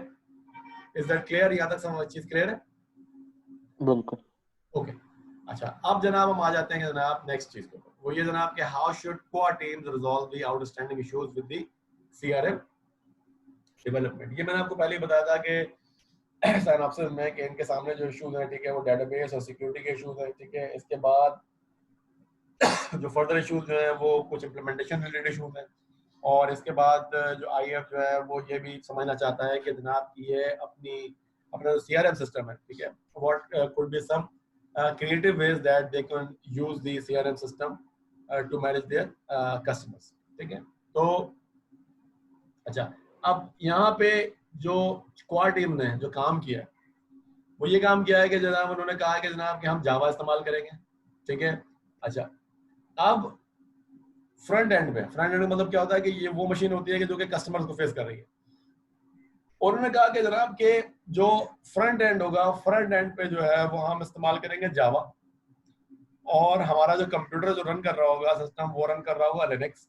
लिनक्स बुनियादी तौर पर जो है वो एक ओपन सोर्स सॉफ्टवेयर है, ठीक है। और उन्होंने कहा कि जनाब जो हमारा जो बैक एंड है, बैक एंड का मतलब जो है वो ये होता है कि ये वो कंप्यूटर होता है कि जो कस्टमर के साथ जो कस्टमर को फेस नहीं करता, लेकिन ये वो कंप्यूटर होता है कि जिसमें आप अपना डाटाबेस स्टोर करते हैं, अपनी तमाम कस्टमर रिलेटेड इन्फॉर्मेशन स्टोर करते हैं। तो सरप्राइजिंगली उन्होंने डिसाइड ये किया है कि जो उनका जो बैक एंड मशीन होगी, जो उनका बैक एंड कंप्यूटर होगा जिस पर उनका डाटाबेस इंस्टॉल होगा, उस पर उन्होंने कहा है कि जनाब कि हम विंडोज 2000 और एसक्यूएल सर्वर रन करेंगे, ठीक है। अच्छा, विंडोज 2000 और SQL server they are proprietary software. तो अब यहाँ पे अब आप जो कंफ्यूजिंग है वो ये है कि आपने जो सोल्यूशन इंप्लीमेंट कर रहे हैं, मतलब जो कस्टम सीआरएम आप इंप्लीमेंट कर रहे हैं, उसमें जो फ्रंट एंड पे आप जो टेक्नोलॉजी इस्तेमाल कर रहे हैं वो इस्तेमाल कर रहे हैं ओपन सोर्स, और जो बैक एंड पे आप जो टेक्नोलॉजी इस्तेमाल कर रहे हैं वो आप इस्तेमाल कर रहे हैं प्रोप्राइटरी बैक। और बात हो रही थी जनाब कि मैंने आपको बताया था कि जनाब कि वो एक आधा तीतर आधा बटेर टाइप सिचुएशन है कि जिसमें फ्रंट एंड जो है वो ओपन सोर्स सॉफ्टवेयर इस्तेमाल कर रहा है, और जो बैक एंड है, बैक एंड जो है बेसिकली आपका प्रोप्राइटरी सॉफ्टवेयर इस्तेमाल कर रहा है। अच्छा, अब इस यूनिक कॉम्बिनेशन की वजह से जो उनको एक जो सबसे बड़ा प्रॉब्लम आ रहा है वो ये आ रहा है कि जब उनकी फ्रंट एंड मशीन, मतलब वो मशीन कंप्यूटर जो कि कस्टमर को फेस करता है, जब वो डाटाबेस को एक्सेस करने की कोशिश कर रहा है कि जो कि बैक एंड कंप्यूटर मौजूद है, तो अच्छा खासा टाइम लग रहा है, ठीक है। याद रहे कि जो आपका जो फ्रंट एंड है, फ्रंट एंड जाहिर बात है कस्टमर उसी का एक्सेस करेगा, तो जब वो इन्फॉर्मेशन जो है वो फैच करने की कोशिश करेगा तो जो फ्रंट एंड मशीन है उसको जो इन्फॉर्मेशन चाहिए होगी वो बैक एंड पे जो डेटाबेस मशीन मौजूद है उससे इन्फॉर्मेशन फैच करेगा। तो क्योंकि इन्होंने जो है ये अजीब सा कॉम्बिनेशन बनाया है कि फ्रंट एंड जो है ओपन सोर्स और बैक एंड जो है वो प्रोप्राइटरी सॉफ्टवेयर, और याद रखिए कि जो ओपन सोर्स और प्रोप्राइटरी सॉफ्टवेयर जो होते हैं ना इनका जो कॉम्बिनेशन होता है it normally doesn't work well. उसकी वजह जो है वो ये होती है कि जो प्रोप्राइटरी सॉफ्टवेयर कंपनीज जो होती हैं वो चाहती हैं कि जनाब कि हम अपने जो सॉफ्टवेयर हैं ठीक है उनको बेचने के लिए उनके अंदर कॉम्प्लेक्सिटीज रखें, ठीक है।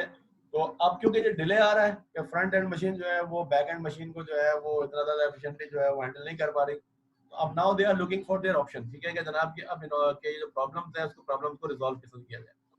तो पहला इनका ऑप्शन जो है वही जनाब continue with castor. Castor is basically an open source data access solution, ठीक है, जो फ्रंट एंड पर जो है उन्होंने इम्प्लीमेंट किया हुआ है, ठीक है। अच्छा, अब जाहिर है कि जो वो पहला ऑप्शन जो है वो कह रहे हैं जनाब कंटिन्यू विद कैस्टर। इसका मतलब जो है वो ये है कि जनाब कि अगर ये ऑप्शन के साथ जाते हैं, कहने का मतलब जो है वो ये है कि जो फ्रंट एंड मशीन है, front end machine back end machine से डाटा एक्सेस करने के लिए इस वक्त जो टेक्नोलॉजी इस्तेमाल कर रही है अगर मैं उसी के साथ कंटिन्यू करता हूँ, ठीक है, तो उसके प्रोज क्या होंगे और कॉन्स क्या होंगे। तो जनाब प्रो जो है वो ये है कि जनाब के आपने ऑलरेडी जो है वो अच्छी खासी जो है वो अपना अच्छा खासा टाइम इन्वेस्ट कर दिया है इस टेक्नोलॉजी के साथ, ठीक है। दूसरा जो एडवांटेज आपको वो ये है कि ये जो डाटा एक्सेस टेक्नोलॉजी है जिसको हम कैस्टर कह रहे हैं, ठीक है, ये ओपन सोर्स है, ठीक है। लेकिन जो इसका कौन है कौन जो है वो ये भाई कि ये जो आपकी जो डाटा एक्सेस टेक्नोलॉजी है it is taking a long time to fetch the data from the back end computer. जो दूसरा ऑप्शन है आपके पास वो ये है switch to Hibernate. Hibernate once again is an open source solution that is used to access the data from the back-end computer, ठीक है।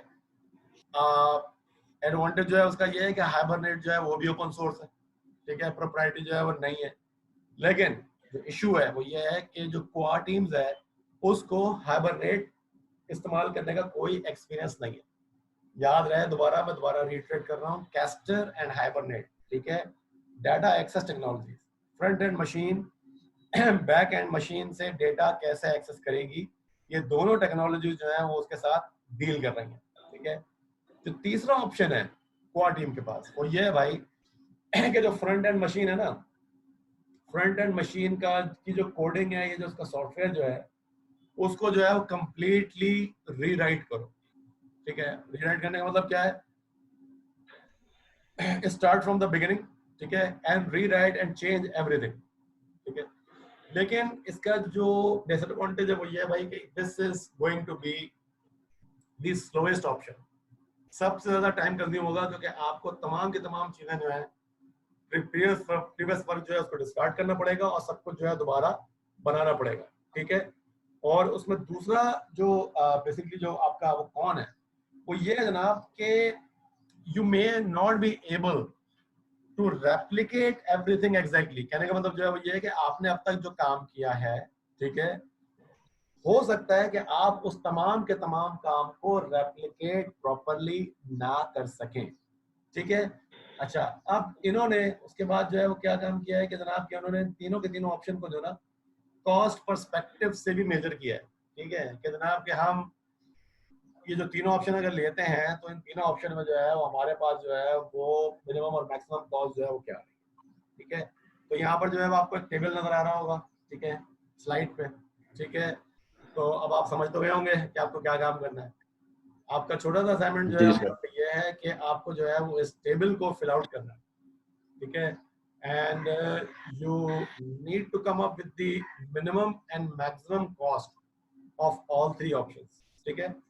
वंस अगेन इसके जो प्रोज एंड कॉन्स हैं, ठीक है, separately with respect to time and effort, वो तो हमने बात कर ली है।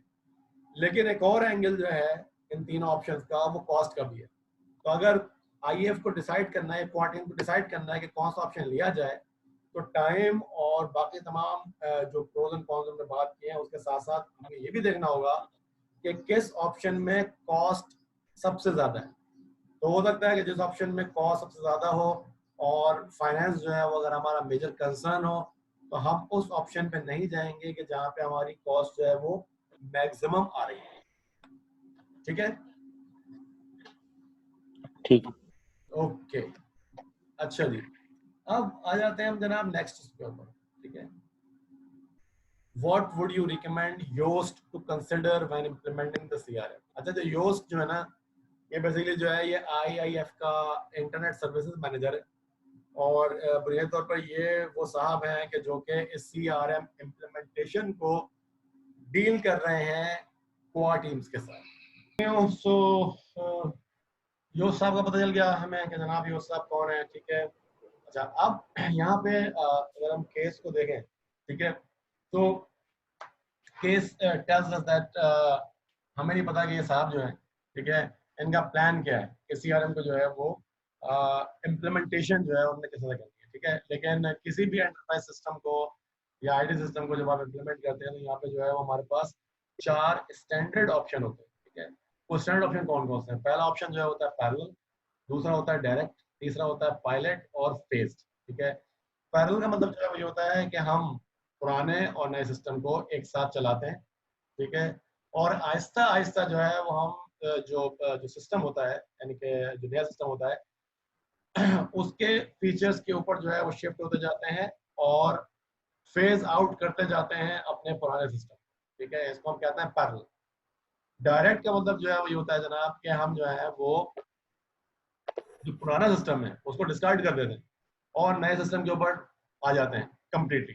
ठीक है, तीसरी जो ऑप्शन होता है वो होता है ना पायलट और फेज। पायलट फेज का मतलब जो है वो ये है कि हम पहले जब नए सिस्टम को लेकर आते हैं तो नए सिस्टम को जो है बुनियादी तौर पे पूरी ऑर्गेनाइजेशन में एक साथ लेके नहीं आते।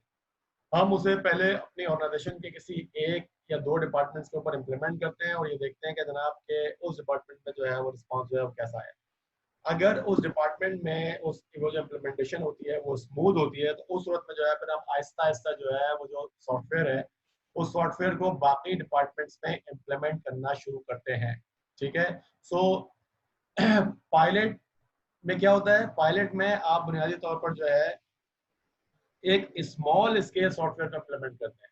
फेज में आप क्या करते हैं? फेज में आप डिपार्टमेंट बाय डिपार्टमेंट जाते हैं। ठीक है, तो ये चारों जो है जनाब क्लियर है आप लोगों को? जी सर। ठीक है, अच्छा, अब केस से जो हमको नजर आता है वो ये नजर आता है कि जनाब के जो क्वाड टीम्स है ना, क्वाड टीम्स की जो अप्रोच है वो ये है कि जो सिस्टम है ना उसको पैरेलल में इंस्टॉल किया जाए। ठीक है, पैरेलल में इंस्टॉल जो है वो इम्प्लीमेंटेशन की जाए और जो नई इंफॉर्मेशन जो भी आ रही है ना, नई इंफॉर्मेशन को जो है वो नए सिस्टम में फीड किया जाए, पुराने सिस्टम में जो है वो फीड ना किया जाए। ठीक है, अच्छा, अब जो इस प्लान के मुताबिक जो है वो होगा ये कि जनाब के जो जो पुराना सिस्टम है ना, पुराना सिस्टम जो है वो उसको जो है वो आहिस्ता आहिस्ता जो है वो रिमूव कर देंगे और जब वो रिमूव करेंगे तो रिमूव करने के बाद जो है वो फिर अल्टीमेटली होगा ये कि जनाब के जो यूजर्स हैं, यूजर जो है वो आहिस्ता आहिस्ता जो है न्यू सिस्टम के ऊपर आ जाएंगे और जो पुराना सिस्टम है उसको जो है वो ग्रेजुअली जो है फेज आउट कर दिया जाएगा। ठीक है, अच्छा, अब जो बात आ रही है कि जनाब नए सिस्टम को आप लेकर आएंगे तो नए सिस्टम में जो है वो जाहिर सी बात है कि जो पुराना सिस्टम है जो उसका जो डेटा है उसको जो है नए सिस्टम में फीड करना पड़ेगा।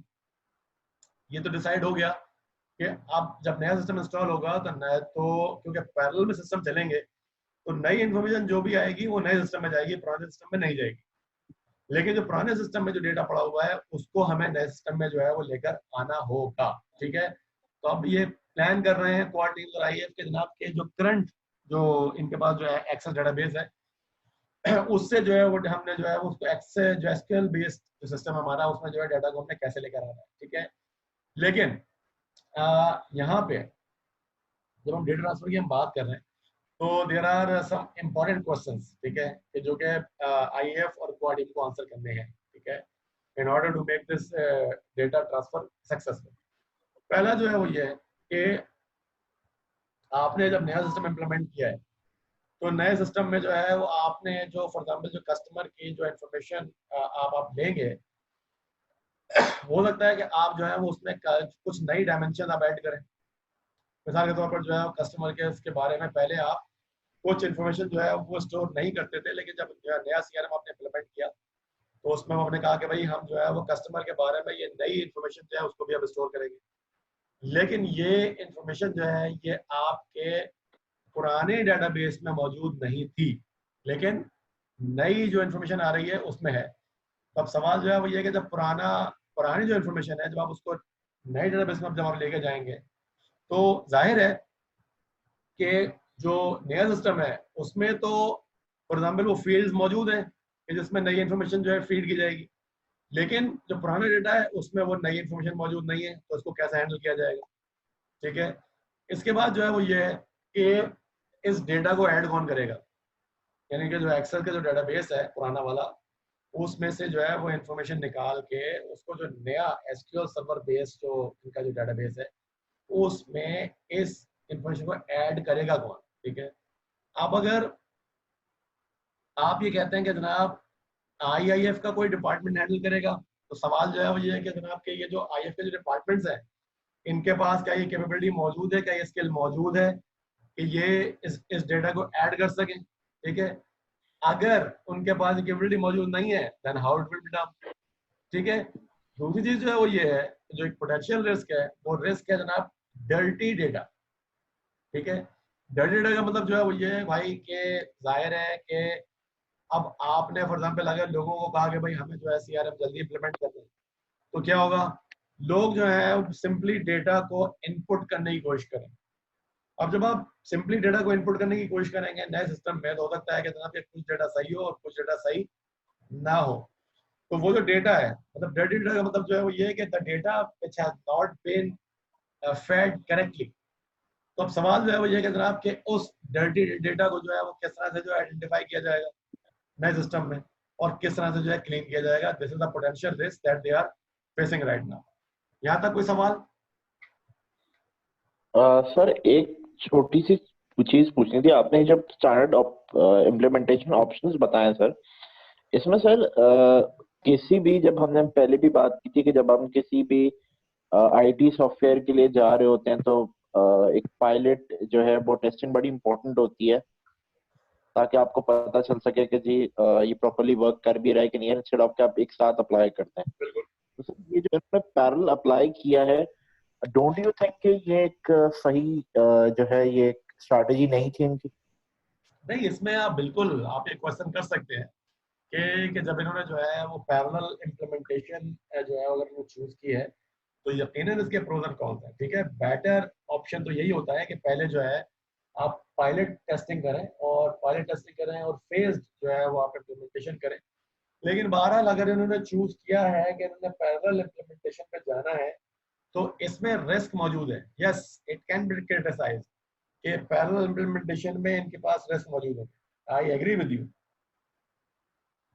अच्छा सर, एक चीज और, ये तो एक पोटेंशियल रिस्क की हम डिस्कशन कर रहे थे सर, दूसरा एक इन्होंने बात की थी कि जो नया अब डाटा आ रहा है वो बेसिकली इनके जो न्यू सिस्टम ये इंट्रोड्यूस कर रहे हैं वो उस पर आएगा, न्यू डेटाबेस पे। तो सर वही वाली बात आती है कि अब पैरेलल है, अगर फॉर एग्जांपल जो है आपका सिस्टम क्रैश कर जाता है, राइट, प्रॉपर्ली वर्क नहीं कर पाता, तो जो आपका नया डाटा है वो भी फिर मिस आउट हो जाएगा क्योंकि उसका कोई बैकअप नहीं है आपके पास, वो तो सारा नया वाला डेटाबेस पे जा रहा है। अगर अगर इन्होंने जो है फॉर एग्जांपल अगर उन्होंने बैकअप स्ट्रेटजी अगर उन्होंने क्रिएट की भी है, ठीक है, प्रॉब्लम सारा का सारा जो है वो ये है कि क्योंकि दो सिस्टम पैरेलल में चल रहे हैं तो अभी इनके पास सबसे बड़ा इशू जो है वो ये है कि लोगों के पास दोनों सिस्टम्स का एक्सेस है।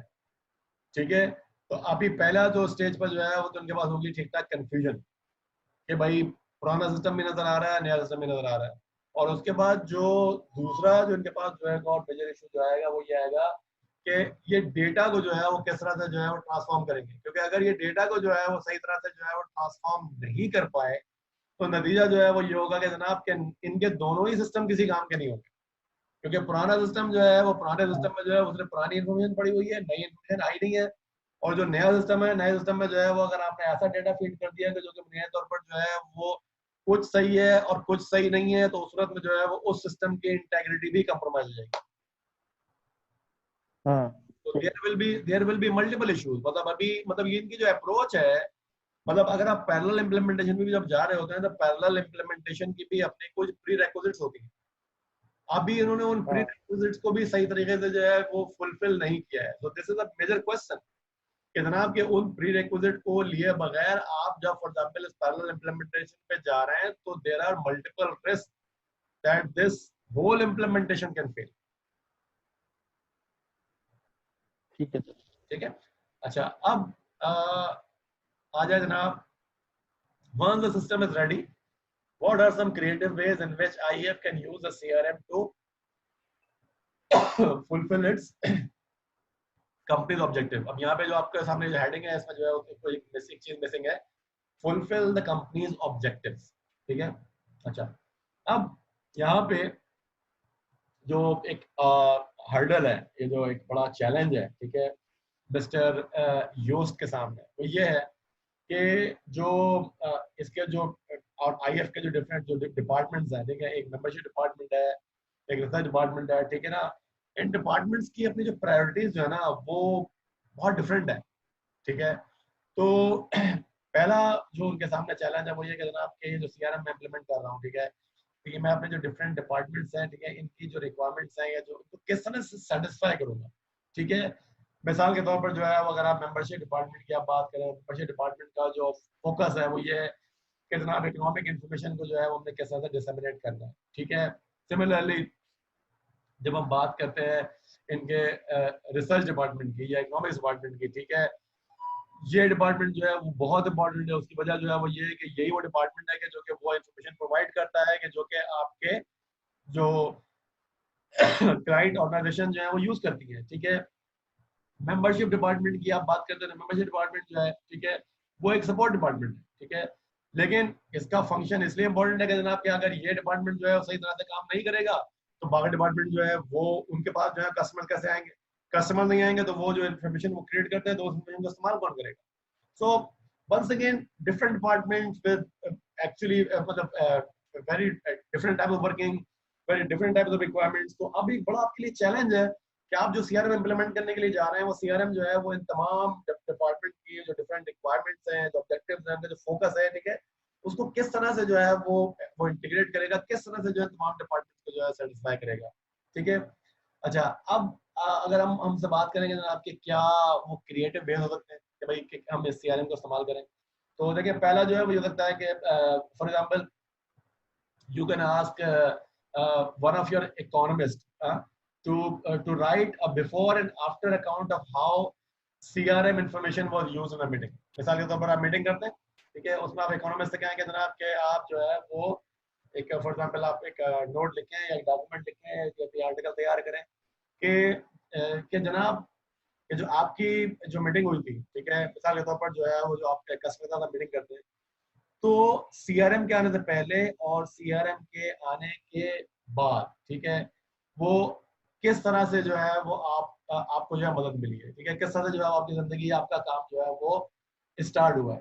ठीक है, अच्छा इससे आपको फायदा क्या होगा, इससे आपको फायदा जो है वो ये होगा कि ये आपका इकोनॉमिस्ट जो आपको नोट लिख के देगा, डॉक्यूमेंट लिख के देगा, इसको जो है ये आप अपने इंटरनल मतलब आईएफ जो है इंटरनली जो है वो इसको डिसमिनेट कर सकती है। ठीक है, ताकि जो अपने डिफरेंट डिपार्टमेंट्स हैं उनको कन्वे किया जा सके, उनको कन्विंस किया जा सके कि जनाब के ये जो सीआरएम है it's actually very beneficial. Remember that if there will be people who would not like to see a technological solution in the organisation, तो अगर बेनिफिट्स नजर नहीं आएंगे तो ये जो आपका जो ग्रुप ऑफ पीपल है कि जो कि उस टेक्नोलॉजी सॉल्यूशन को अप्रोच करता है उसको जो है वो ग्राउंड मिल जाएगा, ठीक है, इंटरनल पॉलिटिक्स करने के लिए। तो अगर आपके पास एक बेनिफिट्स किस तरह की स्टेटमेंट आ जाती है जो आपके अपने ही लोग जो है वो दे रहे हैं तो उस सूरत में जो है वो पॉलिटिकल रेजिस्टेंस को जो है ओवरकम कर सकते हैं। ठीक है, you can make a better use of it. अच्छा, secondly what you can do for example in the first week when your CRM is up and running, ठीक है, you can provide a checklist of essential activities, ठीक है, that the economist group can perform on the new system। ठीक है, third what you can do, you can send a membership department employee, ठीक है, on a meeting with an economist and head of research as an observer। ठीक है, अच्छा इसमें इसका फायदा क्या होगा, that this observer group जिसमें हमने जो लोगों को जो है वो फॉर एग्जांपल एक साथ जमा किया है, they can learn how new data elements can be captured by watching the interaction। कहने का मतलब जो है वो ये है कि जनाब आप ये सीआरएम सिस्टम इंप्लीमेंट कर रहे हैं, सीआरएम सिस्टम में एक और इम्पोर्टेंट बात हमने डिस्कस की थी ना कि आप कस्टमर के बारे में नई इंफॉर्मेशन जो है वो ऐड करेंगे, ठीक है। तो जब आप ये ऑब्जर्वर ग्रुप जब बनाएंगे तो ऑब्जर्वर ग्रुप जो है वो आपको सजेस्ट कर सकता है कि इस सीआरएम सिस्टम में कस्टमर के बारे में वो कौन सी इंफॉर्मेशन ऐड होनी चाहिए कि जिससे हम कस्टमर को बेहतर तौर पे समझ सकें, ठीक है।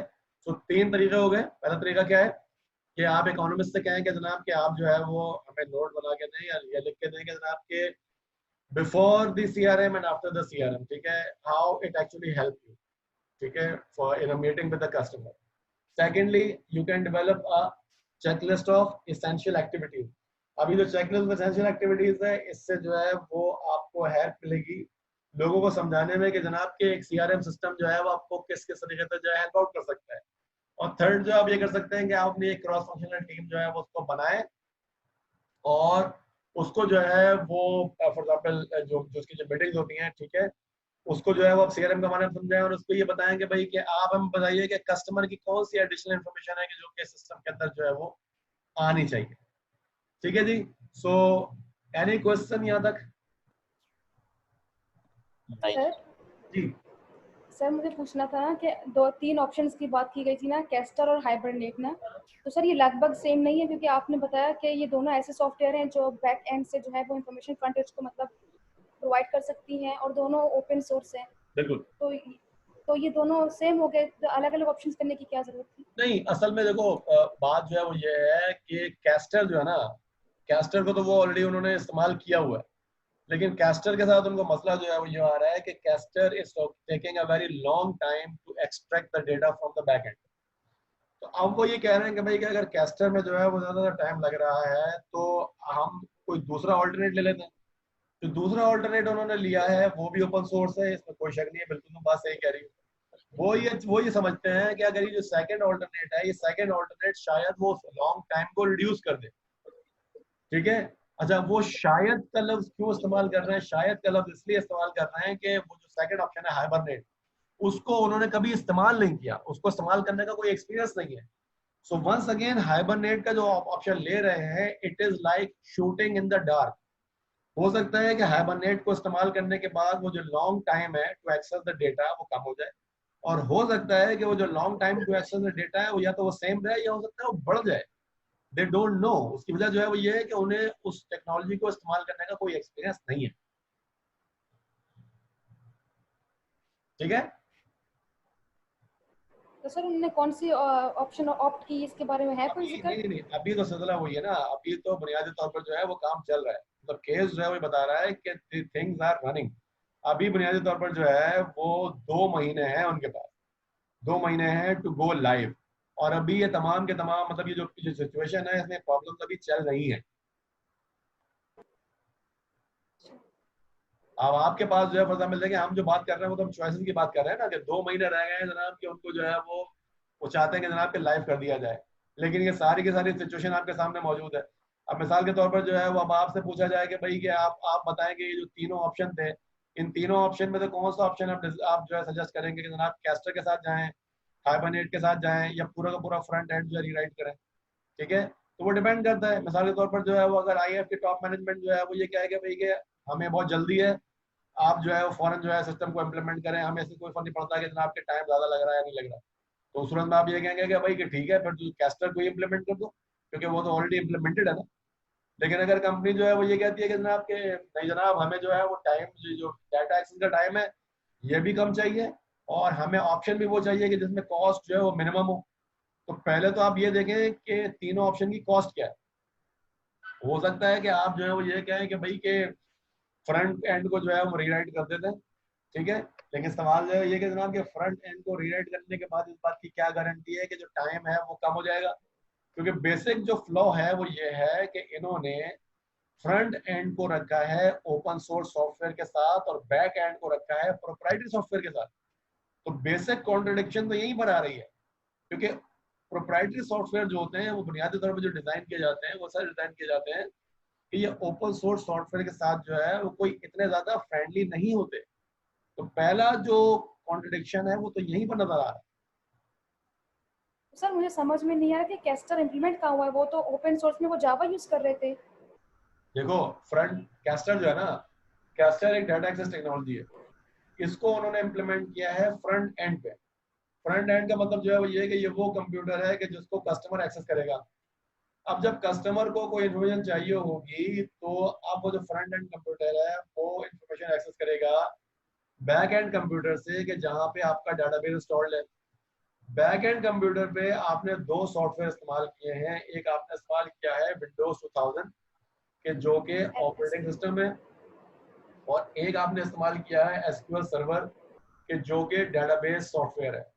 और ये दोनों के दोनों सॉफ्टवेयर जो हैं ये प्रोप्राइटरी हैं। तो आप समझ रही हो, आप ओपन सोर्स सॉफ्टवेयर को इस्तेमाल करते हुए डेटा एक्सेस करने की कोशिश कर रही हो फ्रॉम अ प्रोप्राइटरी सॉफ्टवेयर, जबकि हमें पता है कि प्रोप्राइटरी सॉफ्टवेयर जो है they are not very friendly with the open source software. तो ये तो उन्होंने एक बड़ा हौच पौच सा कॉम्बिनेशन बना दिया है ना। या तो रखना है तो कंप्लीटली ओपन सोर्स रखो, या रखना है तो कंप्लीटली आप प्रोप्राइटरी रखो। ये एक हौच पौच कॉम्बिनेशन बना के उन्होंने खुद अपने लिए एक प्रॉब्लम क्रिएट कर दी।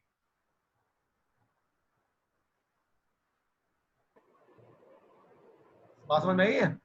तो अगर वो चेंज करना चाहें तो वो बैक एंड को चेंज करना चाह रही है ना। चेंज करना चाहें तो उसका मतलब जो है वो ये होगा कि ज्यादा बेहतर ऑप्शन उनके लिए ये होगा भाई कि वो फ्रंट एंड और बैक एंड दोनों को जो है या तो ओपन सोर्स पे लेके जाएं या दोनों को जो है प्रोप्राइटरी पे लेके जाएं। अगर आप मुझसे मेरा जाती व्यू पूछेंगे तो मैं आपको ये बता सकता हूँ बेस्ड ऑन माय एक्सपीरियंस कि this solution will not work. ठीक है, जब तक ये टोटली ट्रांसफॉर्म नहीं करेंगे फ्रंट एंड और बैक एंड को, या तो ओपन सोर्स पे या प्रोप्राइटरी पे, they will run into problems.